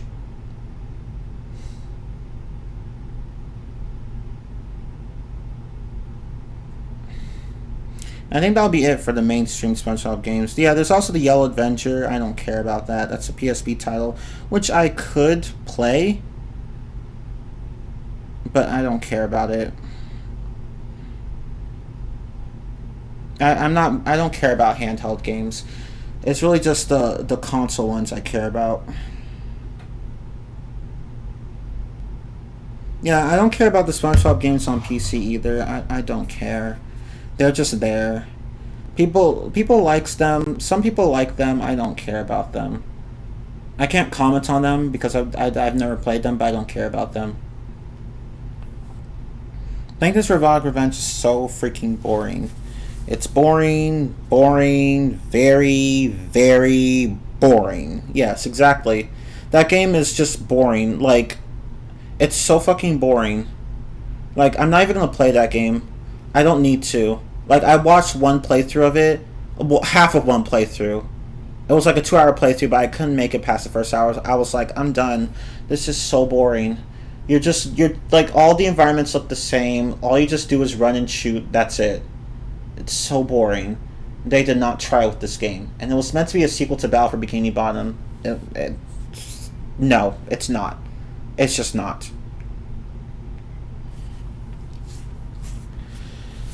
But yeah, like 2 more rant streams, and then we'll be done with basically the SpongeBob mainstream games and movies and shit like that.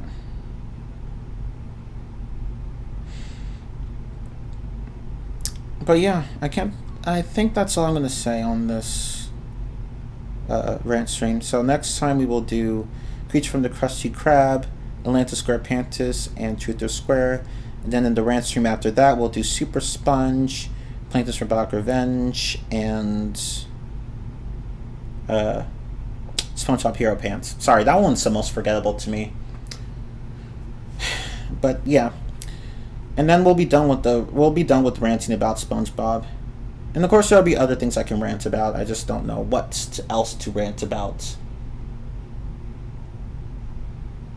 Actually, I could have a rant stream about certain movies that I liked that I recently watched. Actually, like Turning Red, or Encanto, or Raya and the Last Dragon. That last one was it could have been better, but especially when, according to a lot of Southeast Asians, Raya and the Last Dragon wasn't even all that accurate culturally speaking. So, oops. But yeah.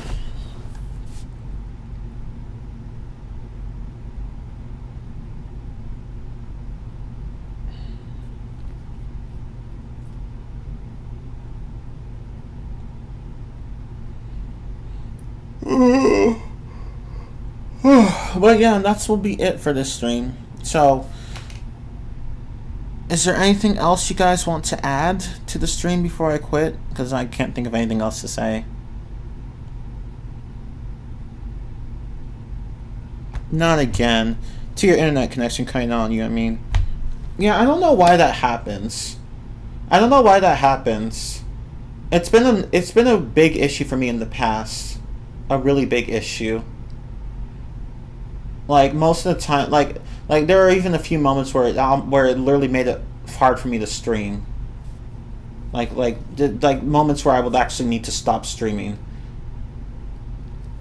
And but more often than not, I just had to wait it out. It's now, it doesn't happen as often as it did in the past, but it's still something that shouldn't be happening, and I don't know why. I don't know. I don't have that many devices that are connected to the internet, so I don't know what's going on. It's not like it's a bandwidth issue. I don't know. I don't know. I think Spectrum just kind of sucks. But what can you do?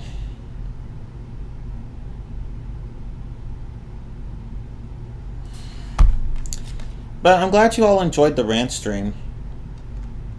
I really didn't have much to say about these movies. Like, the first one was the greatest. The third one was the worst. The second one was in between.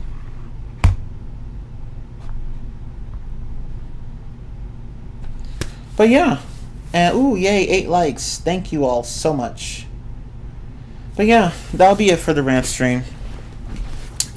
I'll probably do, I don't know when then I'll do a rant stream next. I'd have to see. But I will try to do before before the end of July. I'll try to do 2 more rant streams on SpongeBob. I won't do a rant stream next week because I plan to go to my cousin's house next week. Maybe after that, maybe the week after, I don't know, we'll see. It usually happens to my family either when they don't pay for the cable or when we're out of town. Oh, okay, makes sense. With me, it just happens regardless of whether or not I pay for it. Actually, no, I don't pay for it. My mom does. I pay for the electricity and the water, and my mom pays for everything else. So she pays for the internet and stuff. I don't know. So it's like so, and she's good, and she's very good about her payments. So I don't know what the hell is going on with my internet, so, but at least it doesn't happen as often as it did in the past. Anyway,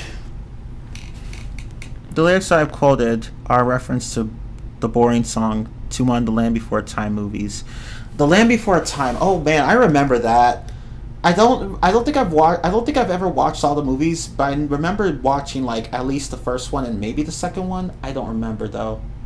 I know I've watched like at least the first one. But yeah, I remember that. I remember that series. It was a classic.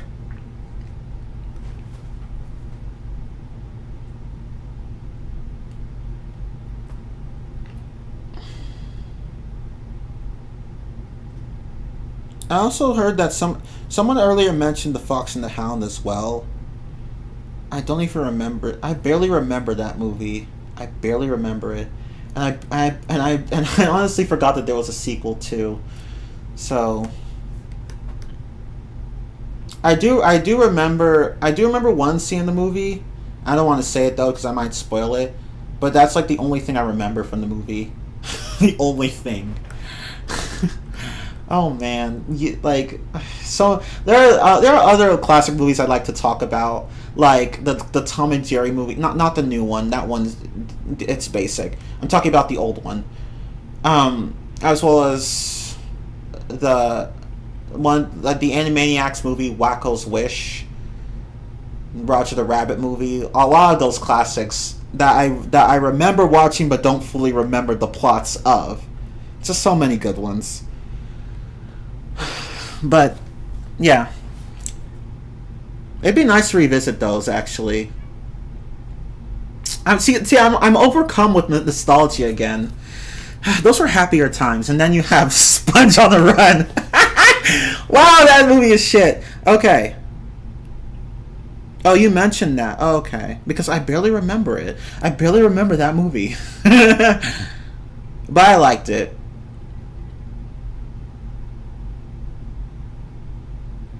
Yeah, the 1992 Tom and Jerry movie? Yeah, that one. I barely remember that movie, but I liked it. I barely remember it, though. Like, no, the new one, though. I mean, I thought it was okay, but it could have been a lot better. Because, like, I'm not going to spoil it, but it really wasn't about Tom and Jerry, if you think about it. It was about some other protagonist. Like it should have been Tom and Jerry should have been a bigger part of the movie. They were basically just side content and the only content that people cared about. Oops. But the animated movie, the one in the 90s, that one didn't. That movie didn't have that issue. And in that movie, Tom and Jerry actually talk. So, and I remember what their voices sound like. It was just weird. Like, I remember what their voices sound like, but I don't remember much of the movie itself.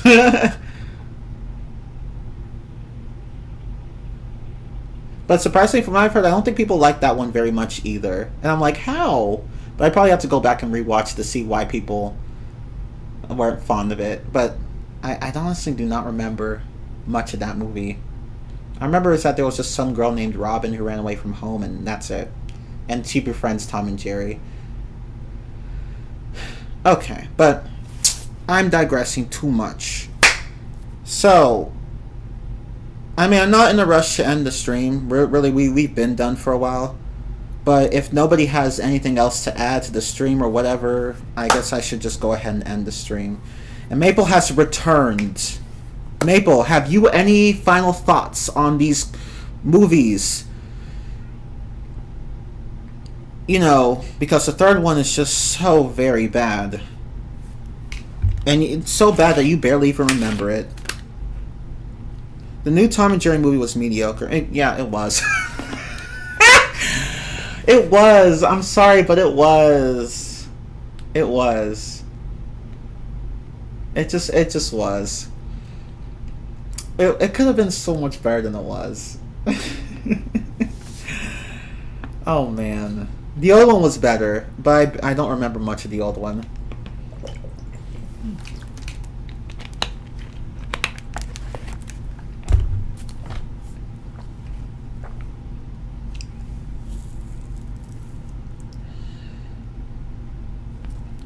Not really.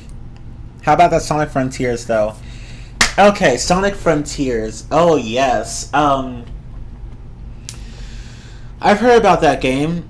I saw a bit of footage. It looks cool, but honestly, I'm not holding my breath because considering what happened with Sonic Forces, which I actually was hyped for, I'm afraid that Sonic Frontiers might suffer a similar fate. I don't know. I just like Sonic has had such a bumpy ride up until this point that I'm just like, like I don't know. I just prefer to wait until the final product gets released to start being excited about something because I just don't want to be disappointed. I don't want to have my hopes dashed. But I mean, the game does seem to have an interesting concept, so there's that.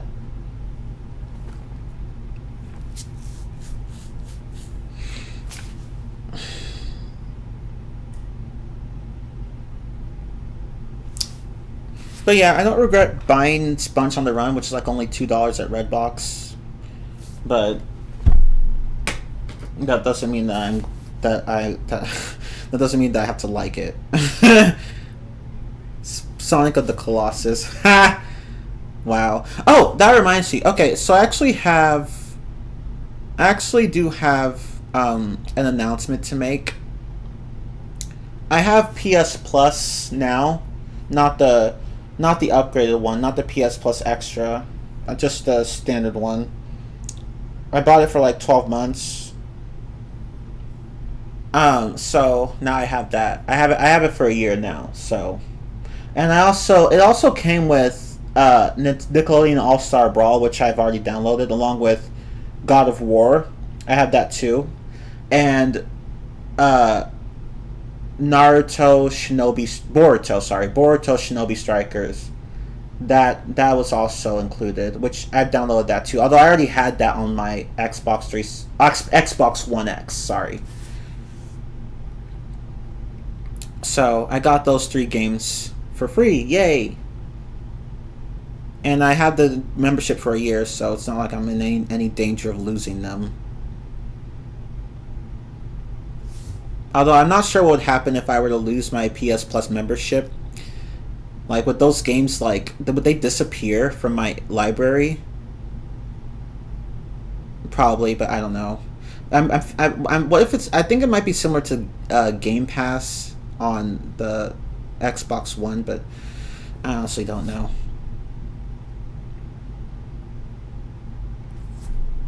Yeah, so I can actually face off against you in Nickelodeon All Star Brawl, Maple. Though I have not played it in a while. So but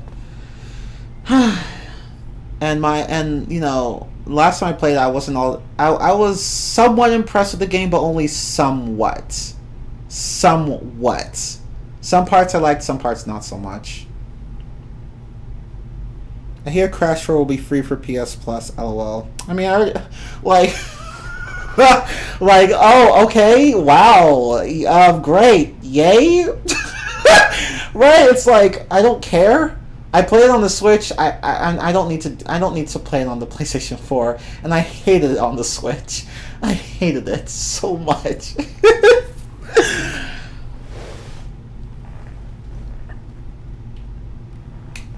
So yeah, fuck Crash 4. Not the first. Well, fuck the first one too. Fuck both Crash 4s. They both suck, but for different reasons. I'm thinking about getting Wrath of Cortex actually, but not the PS2 version. I've heard that the PS2 version has like the worst loading times, or is that a different version? I honestly can't. What the hell? I honestly can't remember. But I feel like getting that game just for like for collection purposes because I have the first 3. I just don't have number 4. I also don't have Twin Sanity, but I don't care about Twin Sanity or Crash of the Titans or Mind Over Mutant. I don't care about any of those. Although, like, not that Twin Sanity is a bad game, I just don't care about it. But anyway, they did add actual voice acting to it now. Yay! Like, I don't care. Not to insult you, of course, but it's like, yay! They added voice acting. Okay, great, sure.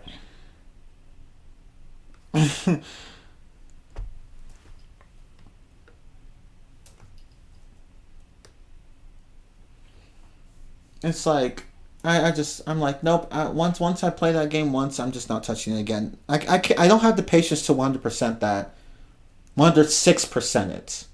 I don't, because they made some of the dumbest design choices in that game. Oh, so it is the PS2 version. Okay, so I won't be getting the PS2 version. I'll be getting like either the Xbox version or the GameCube version.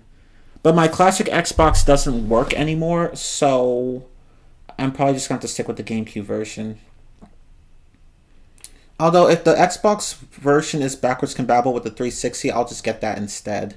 Because I'd rather play on the 360 than... I'd rather play the Xbox version of a game instead of the GameCube version. Because like because the Xbox versions tend to be slightly better. Although the GameCube versions are also very good. It's just that I prefer, whenever possible, to play Xbox versions of games.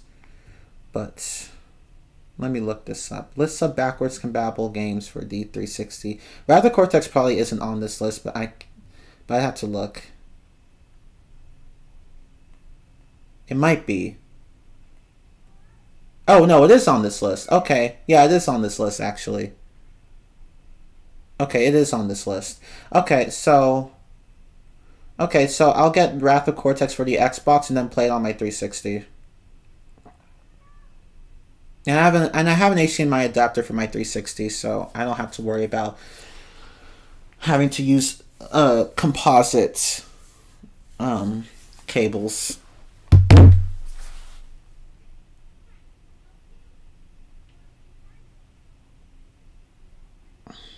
I heard GC is just as bad too. Okay.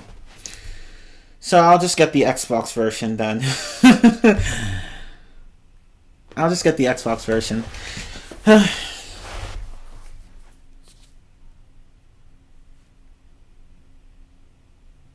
Wrath of Cortex's development is rushed like Sonic 06's.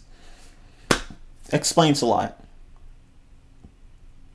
Because that game was just atrocious. It tried so hard to be like Warped and failed. Like, it did everything that Warped did, but worse. So much worse. I don't know. It just made no fucking sense.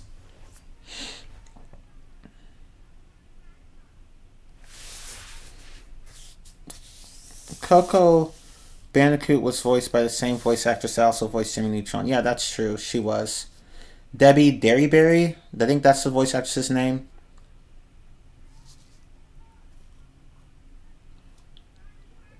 So, yeah.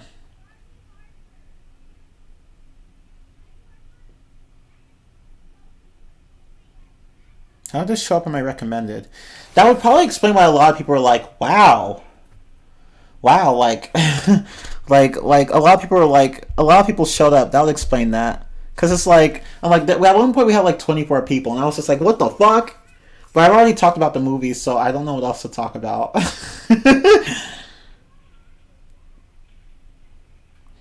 It was Warped 2.0, but not as fun, basically.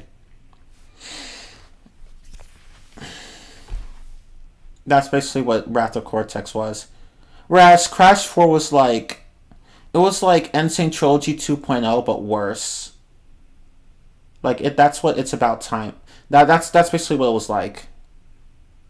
Oh, you found your sunglasses. Okay. Great, now you won't be blinded by the sun anymore.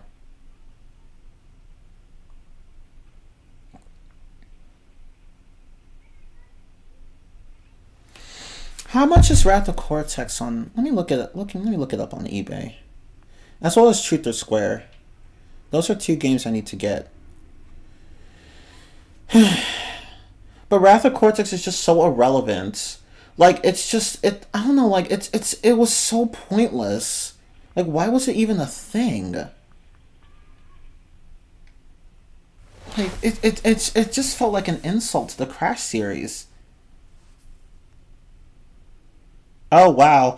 This game is like being sold online for cheap. Like it is so. Like look at this. Like you got prices like under $10.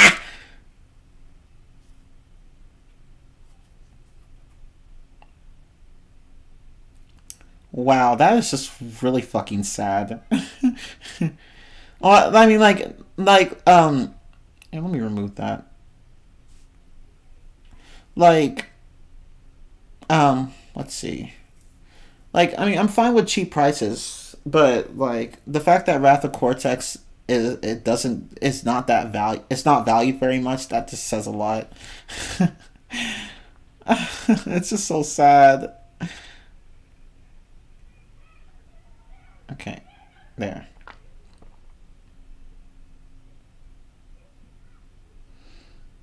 I'm trying to look for one that has the platinum hits case because I don't know, like if with platinum hits it just feels a bit fancier, you know, like I like you got that fancy label.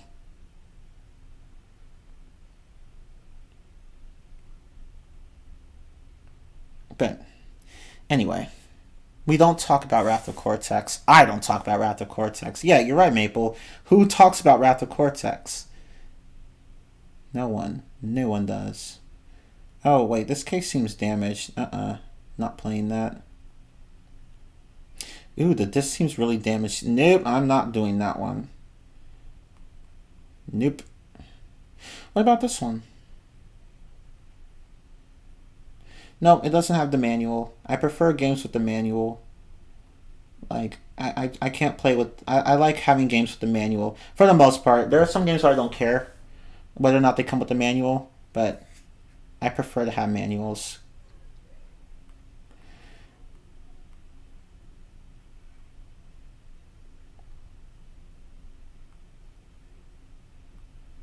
Okay. This is irrelevant to Sonic 4. That's basically what it is. Basically. Very, very true. Ooh, yeah, no, this one seems like, ooh, yes, I like this one. Let me just add that to my watch list. We don't talk about Bruno. We don't talk about Crash 4. Like, it's about time. We don't talk about Crash 4, Wrath of Cortex. We don't talk about Sonic 4. We don't talk about any of that shit. Oh, yeah, Sonic Origins recently came out. I don't really care much about Sonic Origins. Like, it's a nice little collection of games. It's just that it's just like I'm not really into classic Sonic all that much, so this doesn't really mean much to me. Especially when I have Sonic Mega Collection. I actually recently got the PS2 and Xbox versions of Sonic Mega Collection. And so now I have all three of the versions. I have the GameCube version, the Xbox version, and the PS2 version. I don't have the PC version though, but I don't care about the PC version, so that's fine. Plus, I don't even have a disc drive on my computer to play the thing, so whatever. But I do have all the console versions. With the GameCube version being the most basic one, unfortunately. But, I mean, at least it's still fun to play.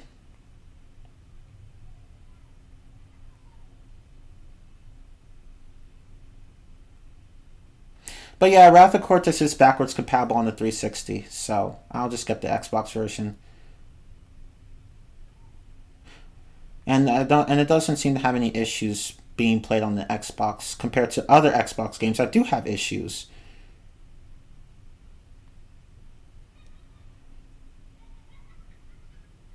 And Nitro Kart is also backwards compatible, and Twin Sandy as well. But Twin Sandy seems to have issues. Nitro Kart I don't really care about because I already have it for the GameCube and it runs just fine on the GameCube. And I even streamed it once. Never again because it's kind of boring.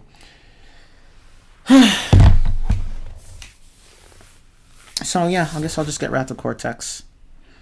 Now, what about Truth or Square? Let me see. How much would Truth or Square be? Because there's a 360 version. And there's a 360 version.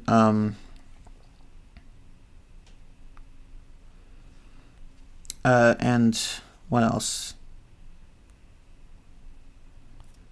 There are other versions. Oh, yeah. A Nintendo DS version, a PlayStation Portable version, Wii, Xbox 360, PlayStation 2. Oh, no, that one was canceled. Oops. Oh, cool. You could actually play Truth or Square on the Xbox One from the Xbox 360 version. Oh, okay. Okay, cool. I didn't know that. So you could play the 360 version on the Xbox One. Nice. Not that I really care. Well, actually, I do kind of care. Because that means I don't have to... I could just, like, play directly from my Xbox One without having to use the 360's HDMI adapter that I have. So, that's actually good. Okay.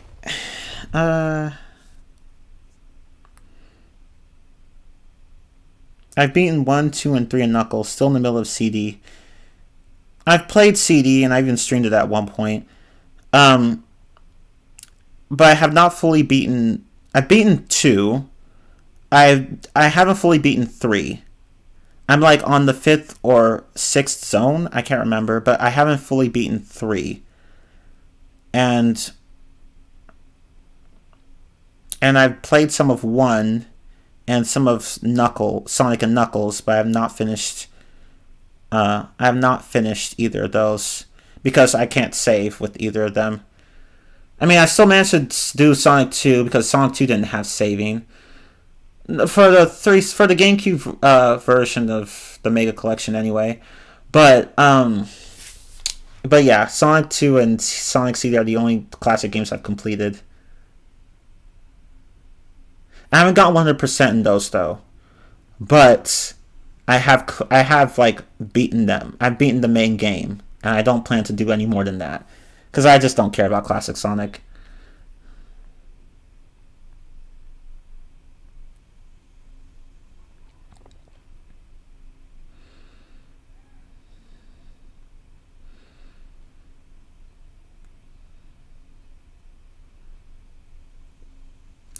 Oh, wait, no. That's a bid. I don't want to do auctions. I suck at auctions.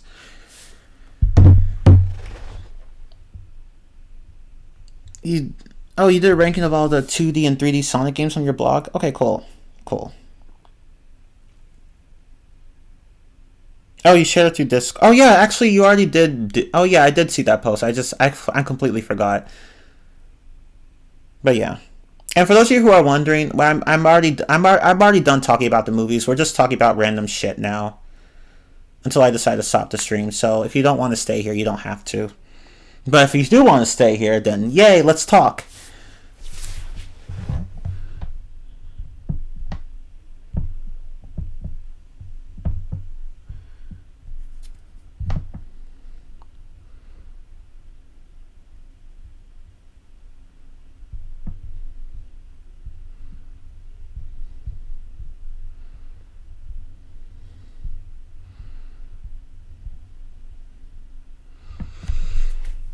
But yeah, overall, the SpongeBob movies, the first one is great, the second is fine, and the third one quite sucked. They basically got worse as they went on. Yeah, going back to my list here. Let me just go back to the list really fast. So, for the SpongeBob SquarePants movie, for the first one, the animation, humor, moral lesson, music, plot, characters, voice acting, really everything about that movie was great. Just the lack of King Neptune, King Neptune's not doing fucking anything to stop Plankton from enslaving the entire town. That was a negative for me, and quite a big one too, but not enough to ruin the movie. That's really all I can say on that.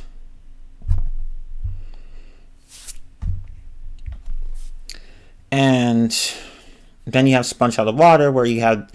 the humor was good. Plenty of classic SpongeBob humor there.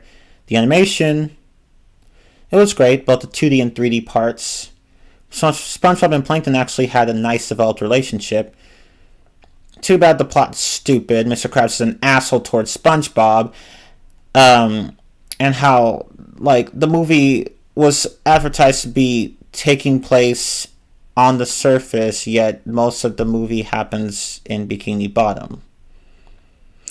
Yeah, okay. And some of the action scenes were good, some of them not so much. Like, the action scenes on the surface were good, but up until that point, no. And then you have this mess. Sponge on the Run. Very good animation. Very, like, the animation was just wasted on this movie. That's all I'm going to say. And I need to plug in my computer because it's going to die because I'm a dumbass. Okay, good. It's not dead. Jesus Christ.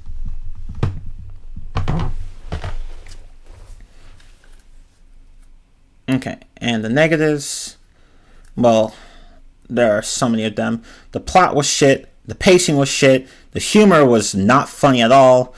It was just basically a Camp Coral ad, and all those celebrities in that movie, and that shit did not help at all. It did not fucking help.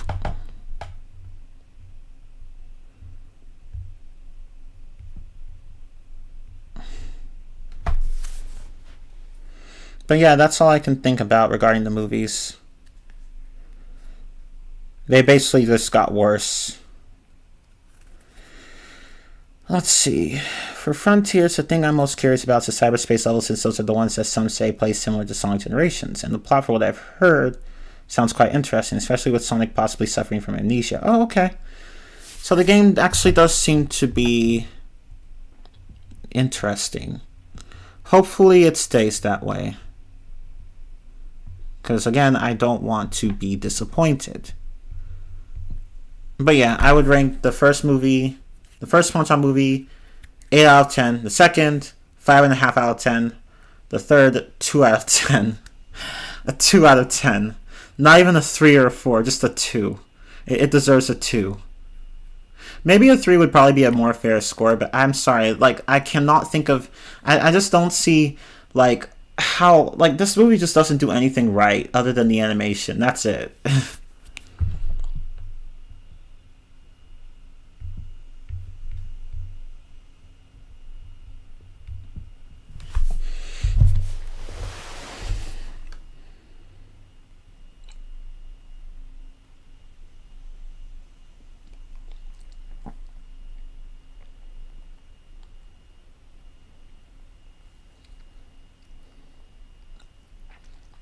It'll be apparently quite a long game. Oh, wow. I'm surprised because normally Sonic Team is quite bad about, like, making their games longer. Like, their games tend to be either too short or or or they tend to have too much. They either are too short or have too much filler, like Sonic Heroes. That game was basically filler. So I'm surprised that they're making this game quite long. It's probably, like, from what I've heard, I think this game's kind of supposed to be in some way similar to Breath of the Wild, but I don't remember, honestly.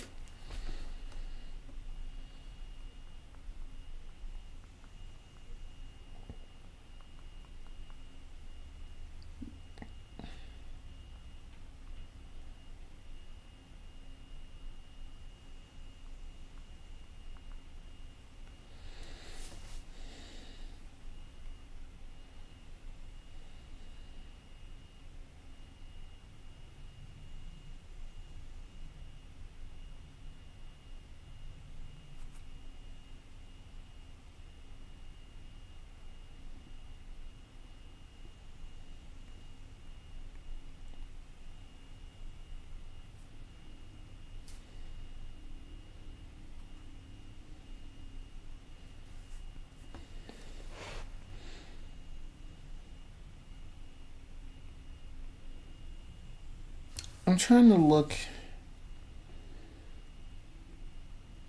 I'm trying to look at something here.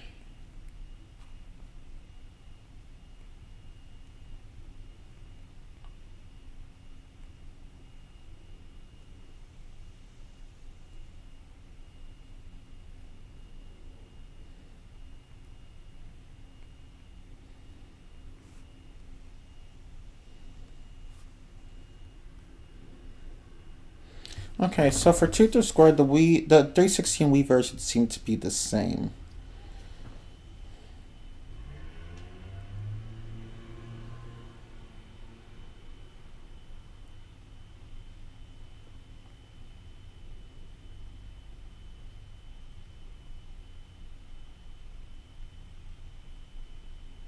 So I'll just get the 360 version.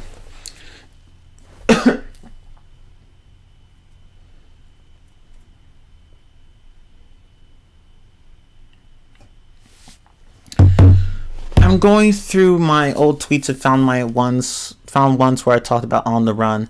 I mentioned how SpongeBob actually named this girl in the movie, but I don't remember what he named it. I don't remember either. I cannot remember. I actually could look this up right now because I have my PS4 on, and the movie disc is in there. I could actually look this up right now. Here, hold up. Because I literally forgot what the girl's name was. I know it doesn't really matter, but I'm a bit curious. So I'm just going to go and look really fast.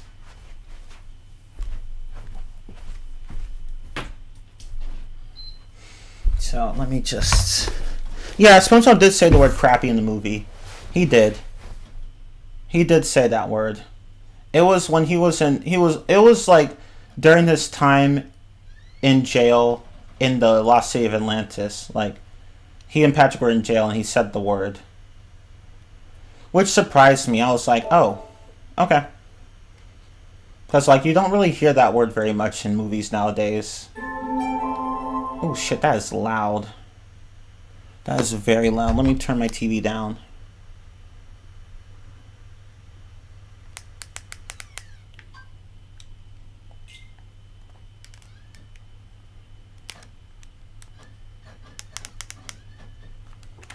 Damn, the PS4 is being loud today. Okay, shut up. I was just watching one of the extras. How do I leave? Damn. Shut up. It's just an extra on how to draw SpongeBob. How do you leave? Oh, there we go.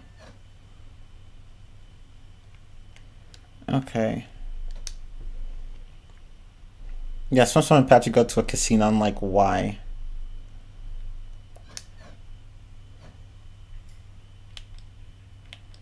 Okay.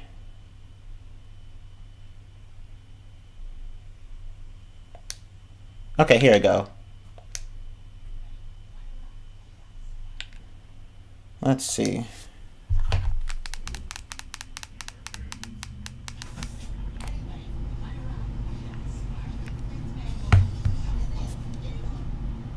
Okay.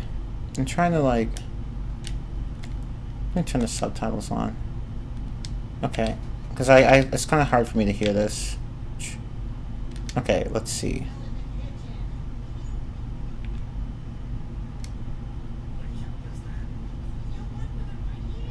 Oh, okay, here. Her name's mentioned here. Oh, okay, so it's Gertrude. Old Gertrude. So, that's the girl's name. Old Gertrude.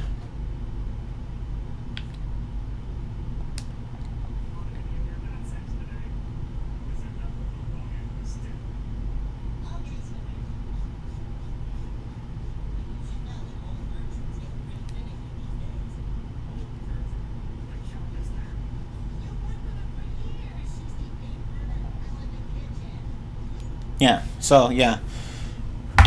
Yeah, in the movie, it's old. Yeah, yeah, like, the girl's name is Old Gertrude. Here, let me skip ahead. There's another thing I want to see here. Let me go back to the menu.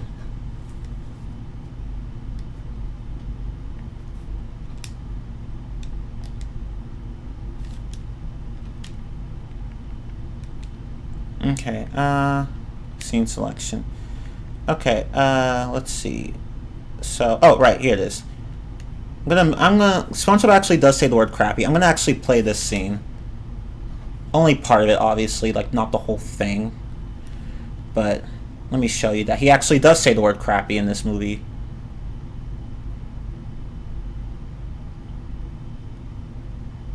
I'm just gonna skip ahead here. I don't care about these two.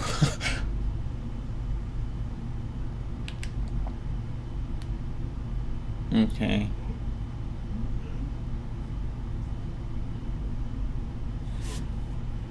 Let me just mute the thing first. Because I don't want to, like... I'm just reading the subtitles.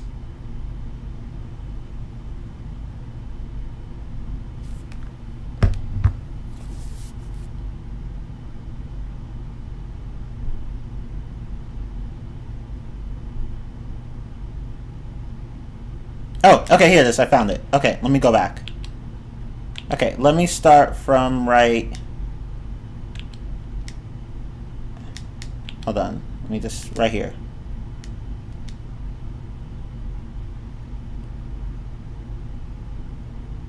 Okay, there we go. That's almost as shocking when someone said, damn, right? Damn, they got away! Leave it to me, I'll chase them down. Okay. That was funny. But here, let me turn up my TV so you guys can hear it. SpongeBob? You okay? Hey, buddy. Sorry about this. It's not your fault, Patrick. You've been a true friend this whole time. Never wavered, never faltered. It's just, I failed, that's all. And I'll never see innocent little Gary again. Oh, my heart is broken. Come on now. Buck up. It's not over yet, SpongeBob. It sure feels over. And crappy. See, he does say it.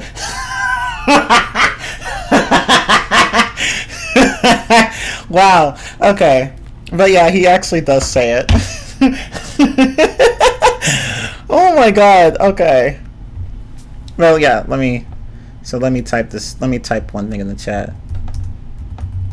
The grill's name is Old Gertrude. And SpongeBob actually does say the word crappy in this movie. Like, right? You heard it, right? Yeah,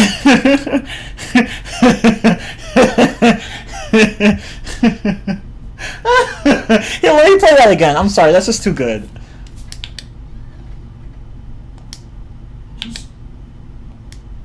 It sure feels over. And crappy. Oh my god. I'm done. I'm done. Okay, I'm gonna just close out this crappy ass movie. It sure feels over and crappy. Yeah, just like this movie. Exactly. SpongeBob literally described the movie. But let me just go back to the menu. Oh shit! Whoa. What were they thinking? I don't know.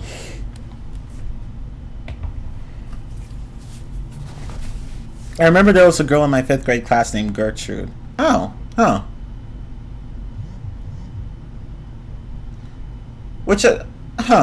That's interesting. It's like now you feel bad for her because like this girl has the same name as that girl, and it's like, oh no, her name was in this crappy movie. No, I'm kidding.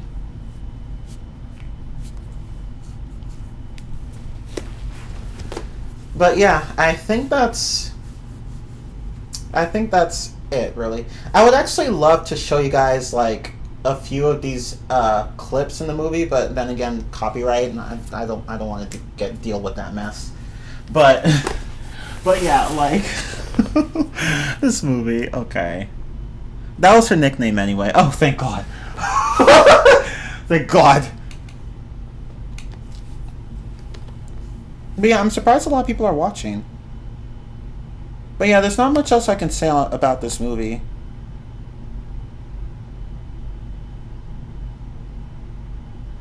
Really not much. Like, having a bunch of celebrities did not help the movie at all. Oops.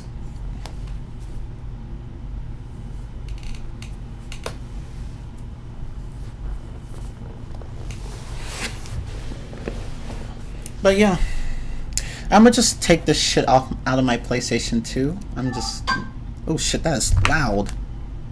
I forgot that my TV's volume was all the way up. Okay. That movie just didn't need to exist. You're absolutely right. It didn't need to exist. And now I'm gonna go and snap it in half. No, I'm kidding. I paid only $2 for it, so it's just like whatever. Redbox did me a favor.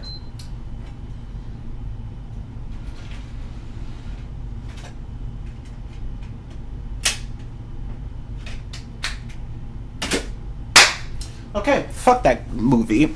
And yeah. We'll be getting a 4th movie sometime in the future. No, please. No, please. Like, the last 2 weren't even that good. Especially the second, especially well, technically the 3rd one, but you get what I mean. Especially the 3rd one.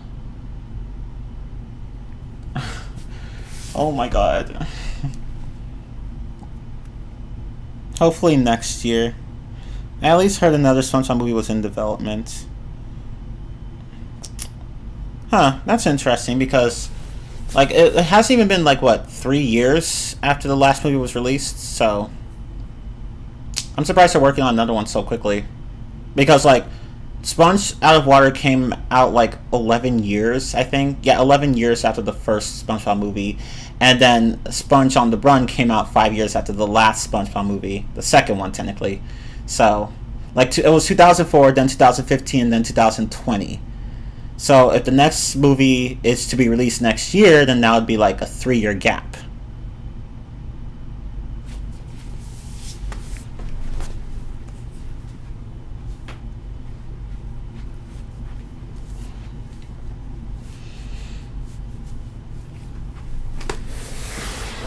The 3rd movie was originally titled It Was a Wonderful Sponge.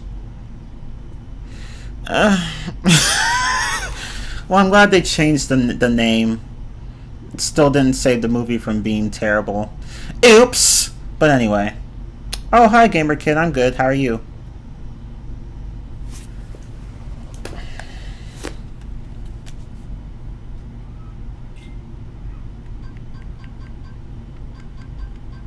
Speaking of which, there's a number of things I need to do. I need to delete this. I need to delete something on my PS4. Okay. But anyway.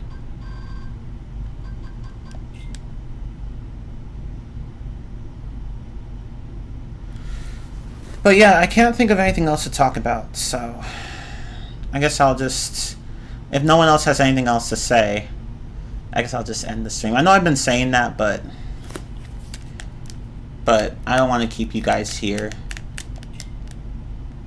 Do I play Fortnite? Not really. I mean, I have been playing it on my Switch, but only because my cousins play it. I don't play it without them. But I do have it on my Switch and on the PS4, but I don't like playing it on the PS4. I'd rather play it on the Switch. I had it on the PC at one point, but I just deleted it because I just didn't like it. I didn't like playing on the PC. Let's see, where is Minecraft? I need to delete that. Where the hell is it? God damn it. Oh, there it is.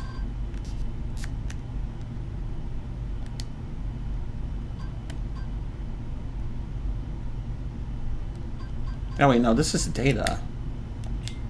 Oh, well, whatever. Anyway. I still have Fortnite on this. But anyway, this was a fun rant stream, although I thought I would have more to say on these movies. I didn't. But that's okay.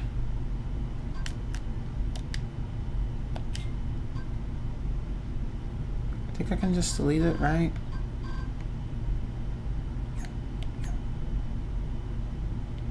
I'll check it out.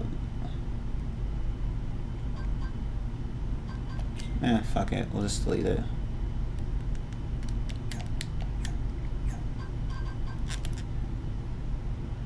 Oh, I see now. Okay.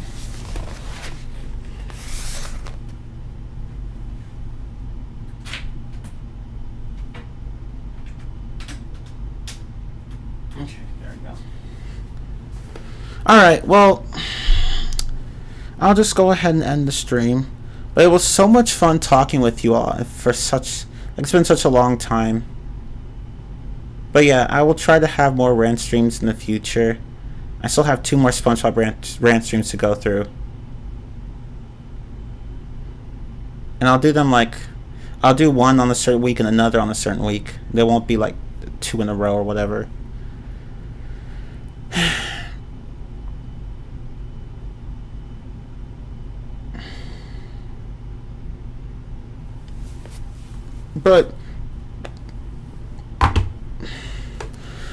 But yeah, I guess I'll just end the stream here. So if no one has anything else to say, then I'll just leave. But thank you all so much for being here. Again, stay tuned for the next rant streams. But yeah, thank you all so much for watching. Until next time, goodbye.